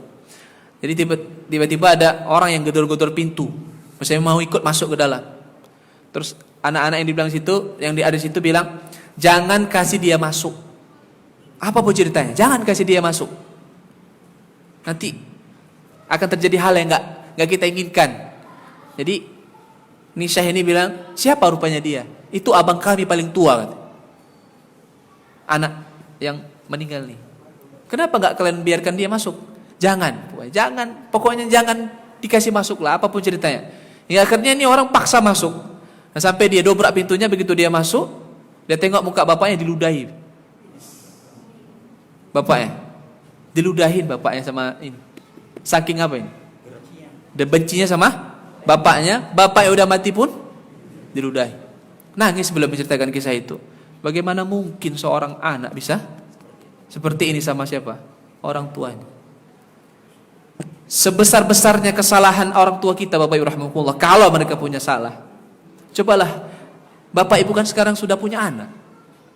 Coba ingat lagi ketika anak kita sakit, tengah malam demam, bisa Bapak tidur? Ya bayangkan yang sakit itu kita dulu. Bisa Bapak kita tidur? Nggak bisa. Bisa Mama kita tidur? Nggak bisa. Nggak bisa kerja, pikirannya banyak. Kalau susu habis, bagaimana caranya supaya dapat uang untuk cari susunya, pakaian baru supaya nggak dilihat jelek. Kalau sekolah kita sudah sekolah, sepatu kita jangan sampai jelek, nanti diajak sama kawan, nanti kita ngadu, mak sepatuku udah jelek kali, diceritain sama kawan. Coba dibayangkan itu semuanya. Dengan begitu insya Allah kita nggak akan pernah benci sama orang tua kita. Apa haknya? Apa yang mendasari kita benci sama orang tua? Nggak ada. Maka ini menjadi pelajaran penting lah. Berakhlaklah kita yang baik kepada orang tua kita. Kalaupun orang tua kita salah, nggak berhak kita untuk membencinya. Taat kepada orang tua itu sama seperti taat kita kepada Allah Subhanahu Wa Taala. Yang keempat ya, banyak baca Quran. Kenapa banyak baca Quran? Karena nanti di hari kiamat ada namanya apa? Syafaat. Jadi apa yang saya sebutkan ini berurut semua. Tauhid tadi nomor 1 lah ya, nggak ada tandingannya. Yang kedua sholat kaitannya dengan hisab. Yang ketiga akhlak yang baik kaitannya dengan timbangan di hari kiamat, pemberat timbangan hari kiamat. Yang keempat adalah tadi baca Quran dan puasa. Karena nanti di hari kiamat ada namanya syafaat. Ketika hisab kita gagal, ketika apa lagi? Timbangan kita gagal juga. Berarti nggak selamat kita dari hisab dan timbangan. Ada satu di sini, momen di mana kita bisa diselamatkan. Siapa yang menyelamatkan? Amal kita sendiri. Apa itu? Al-Quran dan puasa. Al-Quran was-siyam yashfa'ani li'abdin yaumal qiyamah. Al-Quran dan puasa akan datang nanti di hari kiamat sebagai penolong, pemberi syafaat. Maka perbanyak baca Quran. Puasa sunnah, minimal 1 minggu puasalah 1 kali. Jangan sampai nggak puasa 1 kali. Masa 7 hari kita mau makan aja Pak? Malulah kita sama Allah nih. Sehat, kuat, ganteng, jenggotnya panjang, celananya gantung. Puasa seminggu? Enggak, kan gak enak. Ngaji setiap hari Ahad, ngaji hari Jumat, malam juga ngaji. Seminggu ngaji sampai 5 kali. Hari Senin puasa? Enggak. Hari Kamis? Enggak juga. Jadi kapan puasanya? Puasa Arafah aja deh. Kan gak enak. Ya. Minimal kalau 1 bulan itu 3 hari lah kita puasa. Kalau kurang dari 3 hari, ini muslim standar rendahan ini. Ya, muslim standar rendah aja, muslim yang punya standar terendah aja puasanya 3 hari sebulan. Itu paling rendah standarnya. Ini udah muslim level apa ini? Level 1, rendah kali lah. Kelas bawah ekonomi lagi pun. Di bawah. Enggak dapat 4 duduk kalau di bus. Di atasnya puasa Senin Kamis dan seterusnya ya. Jangan sampai kurang daripada itu. Puasa dan Al-Quran. Nih, jadikanlah sebagai amalan rutin kita. Karena nanti di hari kiamat sebagai penolong. Yang terakhir, yang kelima, rahimahumullah, adalah apa yang disebut dengan al-baqiyatus shalihat. Yaitu ucapan-ucapan yang kalau diucapkan nanti membuat kekal di hari kiamat, artinya pahalanya terus ada. Yaitu zikir-zikir. Subhanallah, alhamdulillah, la ilaha illallah, Allahu akbar. Itu ada kata la ilaha illallah, kan sudah kita jelaskan tadi bahwa la ilaha illallah nanti kalau ditimbang di hari kiamat beratnya bisa lebih berat daripada 7 lapis langit dan 7 lapis bumi. Wallahu alam. Sampai sini dulu ayat ketiga tentang hari kiamat. Sengaja saya fokuskan tentang persiapan. Insyaallah nanti pada ayat yang keempat dan seterusnya kita akan bahas tentang yang namanya kisah nabi-nabi berserta kaum-kaumnya yang diazab oleh Allah Subhanahu wa taala. Allah alam. Ada pertanyaan? Ini banyak ada dari mana? Hadiah. Semoga jazakumullah khairan. Tanya. Bapak dan Ibu, maaf saja yang ingin bertanya silakan.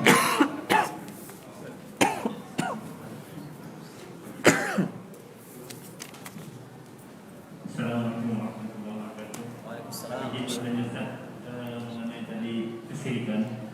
Bagaimana kalau kita melakukan kesyirikan, tetapi kalau kita dulu tidak punya ilmunya, kita belum tahu bahwa itu syirik, Ustaz. Dan bagaimana juga tanda-tanda taubat kita diterima mengenai kesyirikan tersebut. Terima kasih, Ustaz. Baik. Ada yang lain? Yang lain silakan.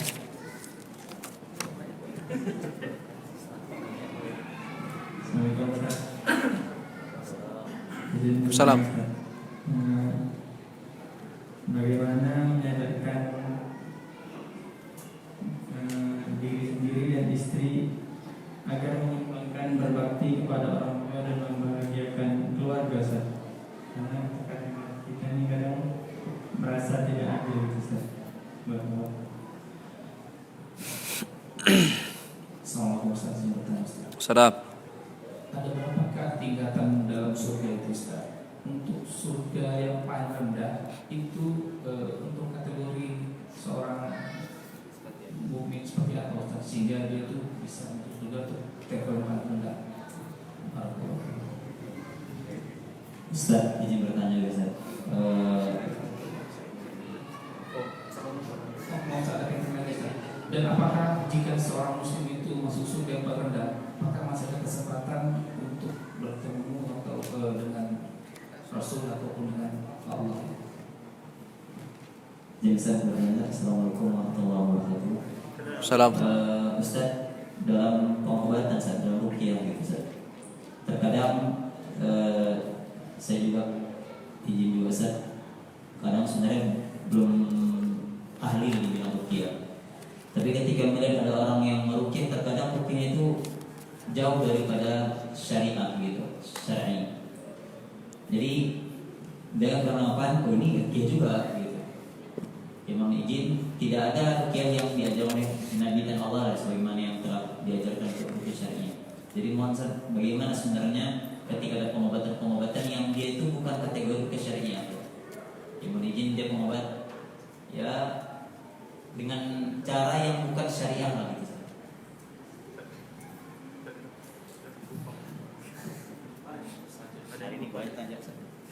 Saat izinan yang terlewat, Ustaz. Jadi tadi saya ada baca artikel mengenai doa Rasulullah, tapi kebetulan artikelnya ini bahasanya nggak ada garis-garis, Ustaz. Jadi nggak bisa dibaca. Tapi artinya itu doa Rasulullah, ya Allah, perbaikilah untukku agamaku sebagai benteng pelindung urusanku. Perbaikilah bagiku duniaku yang menjadi tempat hidupku, dan perbaikilah bagiku akhiratku yang menjadi tempat kembaliku. Itu lafaznya gimana, Ustaz? Doa muslim. Ya.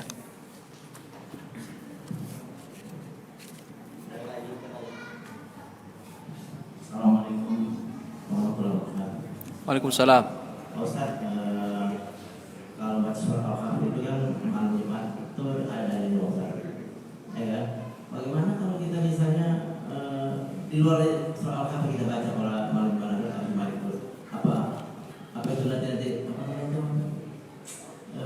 kita kan surat Yusuf ya maksud nanti surat itu untuk menambah pahala dapat diterima sama Allah. Pada malam Jumat selain surat Al-Kahfi. Baik.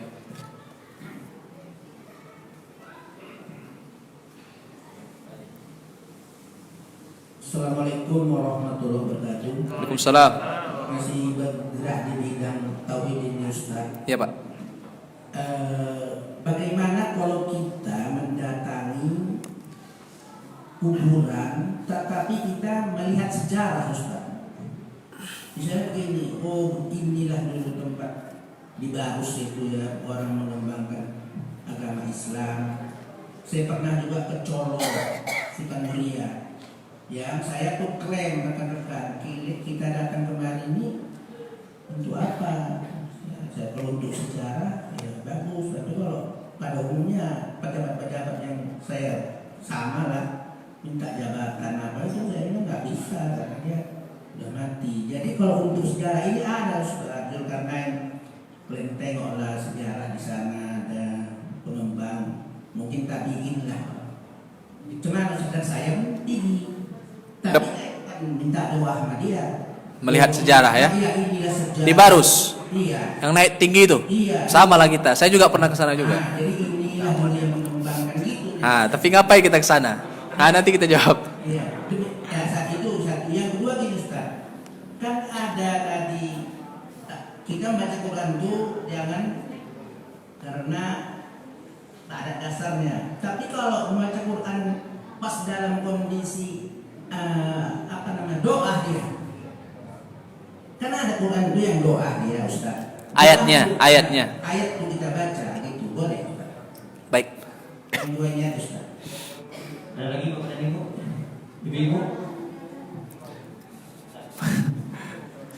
Itu 10 ini.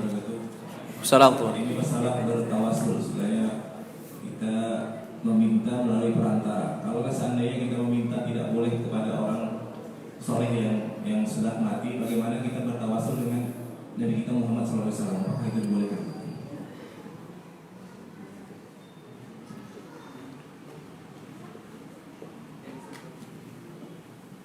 Udah, Ustaz. Assalamualaikum warahmatullahi wabarakatuh. Waalaikumsalam.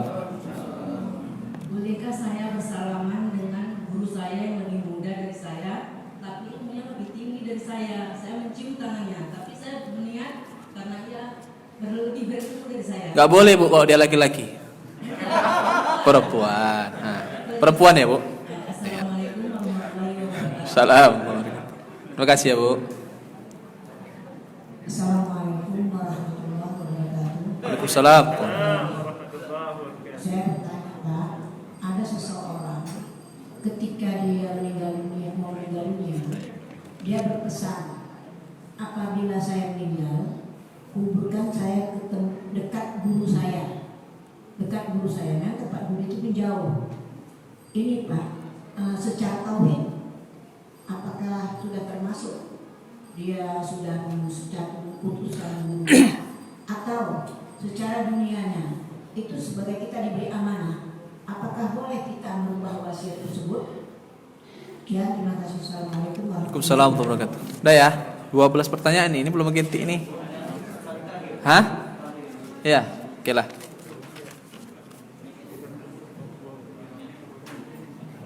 Gara-gara minggu lalu nggak nanya ini. Masya Allah, barakallah. Assalamualaikum warahmatullahi wabarakatuh. Ada. Waalaikumsalam. Menyangkut kurban Ustaz. Ya. Jadi gini, seorang ibu dia berkurban, dia tidak mengatasnamakan suaminya, sementara dia tahu kalau atas nama suami itu kan anak istri dapat pahalanya. Dia mengatasnamakan anak yang sudah meninggal, anak itu umur 9 tahun Ustaz. Jadi pertanyaannya, apakah ini termasuk kurban? Apakah sedekah biasa Ustaz? Assalamualaikum warahmatullahi wabarakatuh. Salam.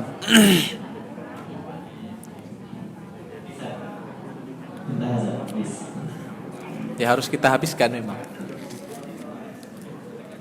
Itu apa? Masya Allah. Baik, singkat ya. Kita ini ada yang kita catat ada 12 pertanyaan, belum lagi inti. Ini ada 6. Yang pertama syirik, berbuat syirik tapi tidak tahu kalau itu syirik. Ketidaktahuan ini ada terbagi dua. Yang pertama ketidaktahuan karena kelalaian, kesalahan sendiri, nggak mau belajar, maka ini tidak dimaafkan. Apalagi sekarang kan, jangankan sekarang ya, zaman Imam Syafi'i saja, pada masa Imam Syafi'i, beliau berkata, sekarang ini tidak ada lagi orang yang bodoh terhadap agama itu dimaafkan, nggak ada lagi. Nggak ada lagi istilah orang bodoh terhadap agama yang dimaafkan. Zaman sekarang itu zaman siapa? Imam Syafi'i. Masih 100 tahun dari zaman Nabi SAW kira-kira. Kan gitu. Nah, Apalagi zaman sekarang, yang semua di mana-mana ada ilmu tersebar. Kecuali memang tidak pernah dapat, dia sudah belajar tapi nggak tahu, maka ini insya Allah dimaafkan, kan gitu dia. Kemudian ciri-ciri taubat dari syirik itu diterima oleh Allah Subhanahu wa taala. Sebetulnya ciri-ciri taubat itu diterima dari Allah yang paling penting adalah kita sudah tidak kembali lagi dengan dosa itu. Ini yang paling dominan. Ini ciri-ciri dosa taubat dari semua dosa dimaafkan adalah tidak kembali pada dosa yang sama. Karena Nabi SAW mengatakan seorang mukmin itu tidak boleh jatuh pada lubang yang sama berapa kali? 2 kali. Maksud lubang ini apa coba? Maksiat, dosa. Di antaranya adalah syirik kepada Allah Subhanahu wa taala. Yang ketiga, menyadarkan istri terutama ya, untuk suami istri agar berbakti kepada kedua orang tua. Ya, sederhana saja sebetulnya. Ada salah seorang sahabat datang kepada Nabi SAW, "Ya Rasulullah, bapakku menyuruhku untuk menceraikan istriku." Apa kata bapak itu? Seandainya Mama Ustaz Ridho ceraikan istrimu itu. Seandainya. Apa kata Nabi? Ati' abak. Apa artinya? Taati bapakmu, ceraikan istrimu. Pelajaran penting di sini apa? Bahwa nomor 1 bagi laki-laki adalah orang tua. Walaupun para ulama mengatakan perintah orang tua kepada anaknya untuk menceraikan istrinya harus didasarkan atas dasar yang benar.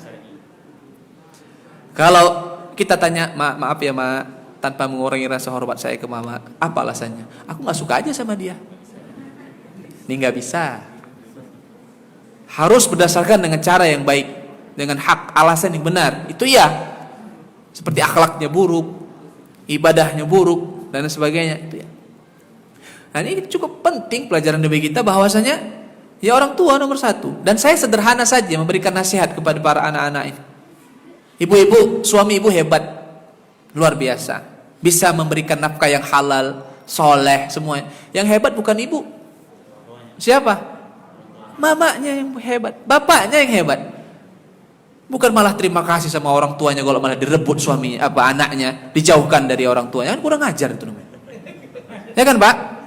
Kurang ajar lah itu. Ya ibarat kita ini punya sesuatu karya, sebuah karya yang bagus, lantas diklaim orang. Gimana coba?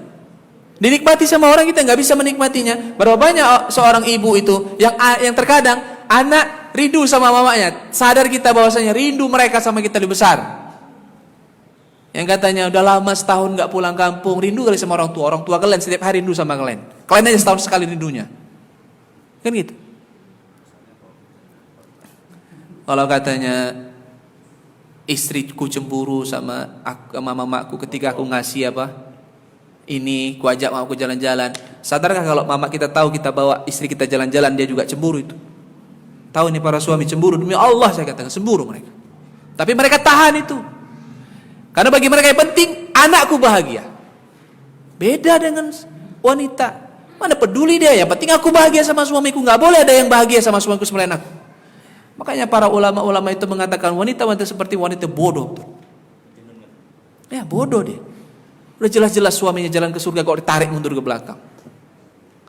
Kan gitu. Sama ini sebagai kita juga para laki-laki. Istri kita jadi wanita solehah seperti itu, juga karya siapa itu? Orang tuanya. Maka bahagiakan juga itu orang tua istri kita, sama sebagaimana kita membahagiakan orang tua kita sendiri. Jadikan orang tua kita dan mertua kita itu sama kedudukannya. Tidak ada bedanya di hadapan Allah Ta'ala. Bagaimana kita bisa mencium kening mertua kita, sebagaimana kita bisa mencium kening mama kita. Seharusnya kalau dia bukan mertua kita, kan kita nggak bisa cium keningnya. Ketika halal itu bersalaman, cium kening, melihat auratnya, orang mertua kita kan kita boleh melihat auratnya. Itu berarti kedudukannya sama seperti orang tua. Jadikan. Dan terakhir sebagai penutup, sebagai nasihat bagi kita semua rumah tangga, demi Allah saya katakan, kalau kita sia-siakan orang tua kita, maka rumah tangga kita tidak akan pernah baik. Demi Allah saya katakan. Anak nggak akan pernah baik kalau orang tua kita sia-siakan. Rezeki kita nggak akan pernah berkah kalau orang tua kita sia-siakan. Karena kebahagiaan kita sebetulnya menggantung kepada bahagianya orang tua. Bagaimana mungkin Allah buat kita bahagia sementara kita nggak buat orang tua kita bahagia? Makanya ini yang perlu dinasihatkan saya kalau cerita menasihati pengantin baru ini yang saya sampaikan. Jangan lupa bahwasanya orang tua dulu kita bahagikan. Ibu-ibu, kalau suami ibu masih punya mama, masih punya bapak, secara hitung-hitungan usia, mana lebih cepat mati? Ibu, istri atau orang tuanya? Orang tuanya, hitung-hitungannya kan gitu. Nanti kalau udah meninggal dia, udahlah terserahlah. Tapi kalau masih hidup, jadikan itu keberkahan. Kalau lihat suami kita tiba-tiba transfer uang ke orang tua kita, walaupun rasanya gimana gitu kan, tapi doakan ya Allah, jadikan ini sebagai sebab engkau memberikan kelapangan rezeki kepadaku. Enak gitu. Daripada tiba-tiba nanti buat status, tiba-tiba kirim ke sana, awak sama anak-anak nggak diperhatikan. Ini istri nggak belajar, suruh belajar sama seorang berani sini. Bertemu dengan Rasul di surga, pada surga terendah. Tingkatan surga itu ada berapa pintu surga? Hah? Pintu surga ada berapa? 8. Tingkatannya ada berapa? Hah? 100 Pak. Allah alam, saya nggak tahu lah pula ini. Kalau saya bilang saya nggak tahu, nanti kita pelajari, nggak apa-apa ya. Nanti saya pelajari dulu ya. Tapi sederhananya gini Bang. Kalau ditanya amalan apa yang menjadikan kita ini atau orang seperti apa yang masuk surga paling rendah kan? Itu orang terakhir masuk surga Bang. Yang diazab dulu di neraka lama baru di situ dia tepat. Tapi kalau masuk langsung, tinggi dia. Nah pertanyaannya, apakah bisa setiap nanti kita upgrade, naik? Maksudnya awalnya di sini aja, nanti lama-lama naik ke atas, besok naik lagi ke atas, bisa? Bisa nggak? Kayak mana caranya? Sebelum kita tanya bagaimana caranya, mana buktinya, dalilnya kalau kita bisa naik? Kalau orang tua punya anak. Ya, kan gitu ya. Di surga nanti orang tua terkejut kenapa bisa naik terus derajatnya di surga. Kemudian dia nanya sama Allah, ya Allah, ini dari mana? Apa katanya? Apa kata Allah? Ini dari doa-doa anakmu, berarti nanti kita di surga bisa naik upgrade-nya. Bang, abang nanya, nanti kita kalau misalnya surga di paling bawah, bisa kita ketemu sama Nabi? Jangankan sama Nabi, Allah aja bisa kita lihat. Masa Nabi nggak bisa kita lihat? Bisa. Nanti kita jalan-jalan naik mobil Alphard yang mewah sana, bisa juga. Nyapa Nabi dari mobil yang mewah. Assalamualaikum Rasulullah itu. Apa yang kita hayalkan di surga nanti bisa kita buat Bang. Sekarang masalahnya surga didapat bukan dengan hayalan, tapi dengan amalan. Pengobatan dengan cara yang tidak syar'i. Salah satunya dengan apa ya? Jadi gini. Apa? Zikir kan? Zikir. Memang benar ada beberapa zikir dan ayat yang dibacakan untuk orang-orang yang sakit. Itu dalilnya ada. Beruqyah dengan ayat Al-Quran itu juga dibolehkan. Tapi yang jadi permasalahan adalah caranya bagaimana. Ya, kalau caranya itu dengan cara yang tidak benar, maka salahlah itu ibadah. Apa? Pengobatan. Ada di beberapa daerah berobat itu dengan cara zikir berjamaah. Jadi kumpul-kumpul di masjid atau apa segala macam. Nanti pakaiannya juga seragam, masing-masing bawa air. Juga bawa macam-macam lah. Terus masing-masing berzikir rame-rame, diikuti dengan komando-komando tertentu. Kemudian berdoa-doa dengan doa yang dipimpin beramai-ramai. Kemudian diminum airnya karena sudah dianggap diruqyahkan. Maka ini tidak syirik.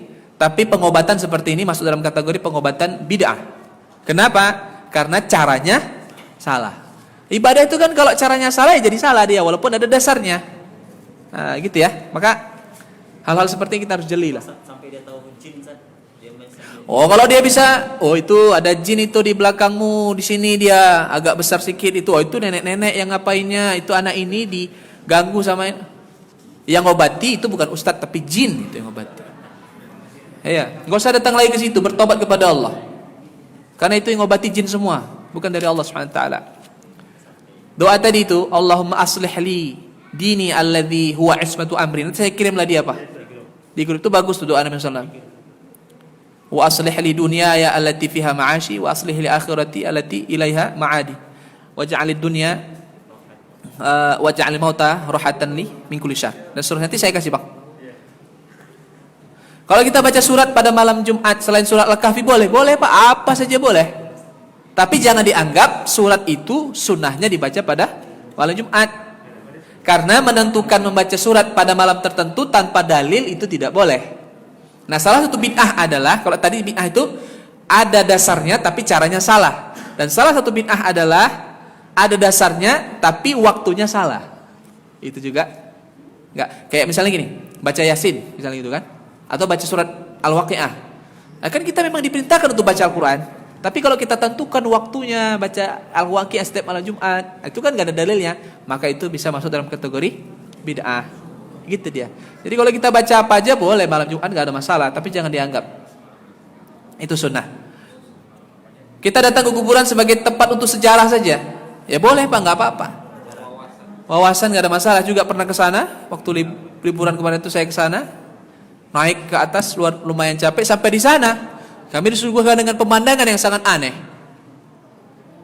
Ada perempuan kurasa belum punya jodoh ini. Bang Pupuk kemarin tuh naik kita kan. Masih ingat kejadian ini? Jadi satu keluarga ada perempuan. Nah, perempuan ini duduk pas di samping kuburan itu. Kemudian itu ada satu orang yang baca Arab tapi entah cemana-mana. Baca saya ketawa-ketawa sendiri. Kemudian dicampur dengan bahasa Jawa. Kemudian perempuan ini pakai payung dia. Pakai payung tunduk gini aja. Nanti lama-lamaan kesurupan dia. Nah, setelah itu begitu selesai dia sehat lagi, baru nanti semuanya berdoa berjamaah di situ. Nyiramkan bunga, nyiramkan air di kuburan tersebut. Berarti kuburan itu sebagai tempat untuk meminta sesuatu sampai kemasukan ini perempuan ini. Nggak tahu kita entah cari jodoh, entah cari apa sih, nggak tahu. Nah, kalau itu tujuannya syirik, tapi kalau sekedar apa? Wawasan saja, Pak, nggak apa-apa. Nggak ada masalah. Dan kita ke sana nggak dapat pahala, cuma dapat pahala ziarah kubur saja. Ya, Allah. Baca doa dari Al-Quran. Justru doa itu paling bagus berasal dari Al-Quran. Boleh Pak, silahkan aja. Oh, doa-doa misalnya Rabbana atina fid dunya hasanah, Rabbana zalamna anfusana, nggak apa-apa, itu tidak masalah. Bahkan pun kalau kita sakit, kita baca Quran, kemudian kita berdoa, ya Allah jadikan Al-Quran yang aku baca ini sebagai sebab Engkau menyembuhkan aku, ini juga boleh. Nah, tapi kalau tadi ya Allah jadikan surat Yusuf yang kubaca ini supaya anakku ganteng, nah itu nggak betul, nggak ada demikian. Tawasul dengan Rasul setelah beliau wafat. Kalau jumhur ulama mengatakan bahwasanya tawasul dengan Rasul setelah beliau wafat itu tidak boleh. Kenapa? Karena tidak ada satupun nabi, tidak ada satupun sahabat yang begitu Nabi meninggal mereka datang kuburan minta tolong kepada Nabi. Saya kasih contoh. Nabi wafat, begitu Nabi wafat, kemudian para sahabat itu mengalami masa di mana sudah lama nggak hujan. Maka mereka datang ke pamannya Nabi, namanya Abbas. Jadi mereka berkata, Abbas, ketika Nabi masih hidup, kami meminta bertawasul kepada Allah melalui Nabi supaya turun hujan. Kalau sekarang Nabi sudah wafat, maka kami bertawasul kepada Allah melalui dirimu dengan doa-doamu, maka doakanlah supaya hujan. Dan dia berdoa, alhamdulillah hujan. Berarti kan paham sahabat ini paham bahwa Nabi sudah meninggal, tidak lagi berhak kita minta tolong kepada Nabi. Kalaulah itu memang boleh, kenapa mereka harus ke Abbas? Kuburan Nabi juga ada di situ, dekat lagi, tinggal datang. Tapi mereka nggak mau datang, menunjukkan bahwasanya tidak boleh bertawasul kepada Nabi setelah meninggal dunia. Maka lagu sholatullah salamullah ala toha rasulillah ala yasin habibillah tawassalna bibismillah, ini nggak ada masalah. Kami bertawasul dengan nama Allah, boleh. Kemudian wabil hadi rasulillah, dengan petunjuk Nabi, artinya dengan sunnah Nabi, kita beramal soleh dengan pesunnah Nabi, ini boleh. Tapi masalah wa kulli mujahidin lillah, dan kami bertawasul dengan seluruh mujahid yang sudah meninggal, bi ahlil badr, ya Allah, dari kalangan ahlul badr, kan sudah meninggal. Jadi mereka berdoa bertawasul dengan ahlul badr, itu nggak dibolehkan. Maka sholat apa nama ini? Salat badar ini nggak direkomkan untuk diamalkan. Kalau mau salawat, salatu Allahumma shalli ala Muhammad. Jadi kalau doa kita itu boleh sering kan ada nasyid Allah agna ya Rasulullah, itu kan gimana? Salat. Rasulullah nggak boleh dimintain. Kemarin yang saya bilang kemarin itu kan ada kata Ya Allah, ya Rasulullah, ampunilah dosaku. Berarti dia minta ampun kepada Rasulullah. Enggak boleh. Syirik. Cium tangan guru yang lebih muda, yang beri ilmu, boleh, nggak ada masalah. Kan udah kita sampaikan. Cium itu sebagai bentuk apa? Penghormatan, bukan mencari berkahnya. Dan gitu. Kalau saya nggak mau. Banyak virusnya ini, batuk. Hah? Ah, itu hulu lagi. Kan gini, sampai di apa kan diusap-usapkan lagi. Hulu. Kalau ada yang kayak gitu ketepuk kan apa lah ya. Ya, gara-gara seperti itu jadi sebab syirik kan? Bahaya. Kuburan dekat guru, boleh nggak? Boleh saja, Bu. Abu Bakar minta dikuburkan di samping Nabi. Umar bin Khattab minta dikuburkan di samping Nabi SAW, tapi jangan terlalu berlebihan. Apalagi kalau jaraknya jauh, nggak boleh. Meninggalnya di Medan, gurunya di Papua, cuman kita bawa. Atau di Aceh, perjalanan sampai 1 malam. Itu namanya menyiksa jenazah yang ada. Jadi wasiat itu boleh, tapi yang bisa dan mampu dilakukan. Dan wasiat itu kalau misalnya terlalu jauh itu kan maksiat Rasul, karena Rasulullah SAW mengatakan kepada kita bahwa segerakan kuburkan jenazah. Jangan gara-gara mau dikuburkan tempat yang jauh hingga akhirnya menyusahkan orang, dan juga kasihan supir ambulannya kan. Tengah malam mogok pula di hutan, apa nggak stres dia? Bagus kuburkan di sini, nggak masalah. Sikap kita bagaimana? Kalau mampu kita lakukan, kalau enggak tidak kita lakukan. Kurban untuk orang yang sudah meninggal dunia dan anak masih bayi yang masih kecil belum balik, untuk apa? Sia-sia itu, sayang itu. Bagus kurban untuk yang masih hidup saja. Apalagi ini belum apa? Belum balik, walaupun pahalanya ada, tapi istilahnya tidak tepat sasaran gitu loh. Ya. Ibarat BLT tapi yang dapat ada mobilnya di rumah, ya bermanfaat juga BLT bagi dia kan, tapi masih ada yang lain yang mengharapkan, istilahnya gitu. Ini gimana ini? Minggu depan aja ya. Minggu depan ya Bapak Ibu. Yang mana? Ini. Apa nasihat kita kepada orang yang menghardik fatwa ulama yang membolehkan sholat direnggangkan dan menyuruh sholat di rumah, karena menurut dia ulama tersebut tidak berdalil dan menentang sunnah Nabi? Ya, karena dia nggak paham. Jangan pernah, apalagi fatwa ya. Fatwa itu bukan sendiri dia. Fatwa itu kalau sudah seluruh ulama berfatwa, istilahnya mewakili sebagian besar ulama, maka nggak boleh kita cela. Atas apa kita cela? Fatwa itu boleh dibatalkan dengan fatwa yang lain juga, dengan dalil yang lain juga, dengan fatwa yang sama, istilahnya yang bisa melemahkan dalil tersebut. Kalau misalnya pendapat pribadi mana bisa, nggak boleh, kita tidak punya ilmu. Justru kalau kita langgar fatwa itu ternyata membahayakan diri kita, kita berdosa. Orang yang terpengaruh dengan ucapan kita, ya akhirnya dia tidak ikut fatwa para ulama dan membahayakan dirinya, maka itu menjadi bahaya baginya dan menjadi dosa bagi kita semuanya. Wallahu taala alam. Mana tadi? Kram, sini Kram. Ini janji saya kemarin, Bapak Ibu rahimakumullah, sikat aja 5 menit. Tahan. Ini kami mau bahasa Jawa dulu. Tahan.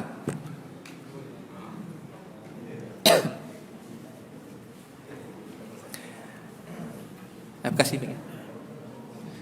Ini namanya siapa namamu? Mas bukan?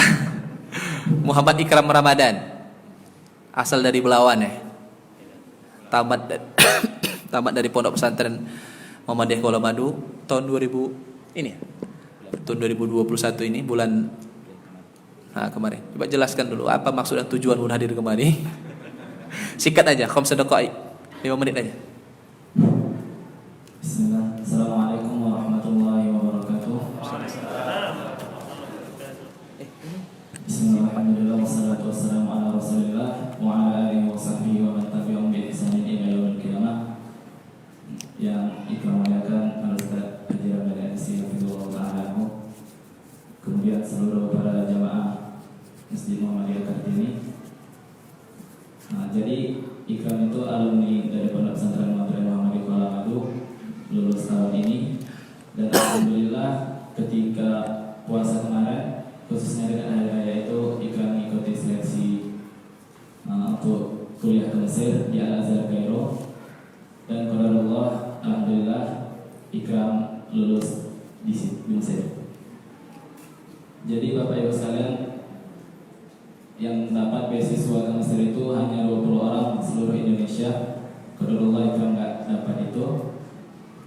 Jadi biayanya pribadi dari segi keberangkatan dan seluruh administrasi serta keperluan pribadi itu dari beliau sendiri.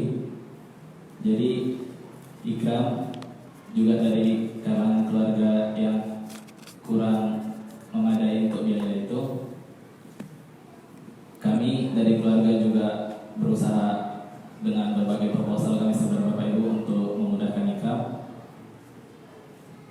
agar dapat lancar urusannya untuk menuju Mesir, gitu Bapak Ibu. Oke, baik. Sekira cukup ya. Saya nggak mau terucap dari mulutnya. Mohon bantu saya nggak mau. Saya yang minta bantuan kepada Bapak Ibu untuk menolongnya. Rasanya ilmu kok kayaknya direndahkan kali kan. Artinya kita jangan sampai dia mengucapkan bantulah saya untuk bisa belajar ke sana supaya mudah transportasinya untuk akomodasinya. Kayaknya terlalu apa ya? Nggak enak didengar karena ini bukan jual obat, tapi untuk belajar yang insya Allah nanti kembali kepada kita masing-masing. Jadi Bapak Ibu rahimakumullah, silahkan bantu santri kita ini. Nanti boleh juga nanti kita open donasi di grup ya. Bapak Ibu mungkin yang lihat streaming ini, para jamaah kajian silahkan bantu anak kita ini, Muhammad Ikram Ramadan. Sudah berapa juz hafal Quran? Kurang lebih mau jalan 15 juz ya, Masya Allah. Jadi nanti kalau belajar sana betul-betul serius belajar, pulang kemari ke BJ, sebarkan ilmunya. Insya Allah ilmu yang disebarkan dan dipelajari nanti menjadi ilmu yang bermanfaat dan pahalanya mengalir ke Bapak Ibu semuanya. Amin ya rabbal alamin. Ini aja ya saya kira Bapak Ibu rahimakumullah, karena waktu kita singkat. Terima kasih Ikram. Kita berdoa kepada Allah mudah-mudahan semua dimudahkan oleh Allah Subhanahu wa taala. Tolong sampaikan dulu berapa total semua yang dibutuhkan? Berapa? Kalau yang dibutuhkan dari media yang di Ikram ikutin itu sekitar 30 juta gitu. 30 juta ya? Kemarin udah dapat berapa kira-kira? 10 udah dapat? Sudah ada 10 ya? Berarti kurang 20 lagi? Nah, doakan supaya kami dapat 10 lagi. 20 lagi ya? Kalau bisa 30 lagi kenapa rupanya? Gak apa-apa, itu jajan dia. Masa dia gak jajan di sana? Syukran Ikram ya, silakan. Ya, terima kasih Bapak Ibu rahimakumullah atas partisipasinya. InsyaAllah bantulah kalau ada kawan-kawan yang bisa membantu, ya kita arahkan untuk membantunya. Karena saya juga dulu sama seperti ini, sana kemari nyari bantuan. Alhamdulillah dimudahkan oleh Allah Ta'ala. Demikian, terima kasih. Subhanakallahumma bihamdika asyhadu an la ilaha illa anta astaghfiruka wa atubu ilaik. Assalamualaikum warahmatullahi wabarakatuh. Waalaikumsalam warahmatullahi wabarakatuh. Syukran jazakumullah khairan Ustaz dan MC Habibullah yang telah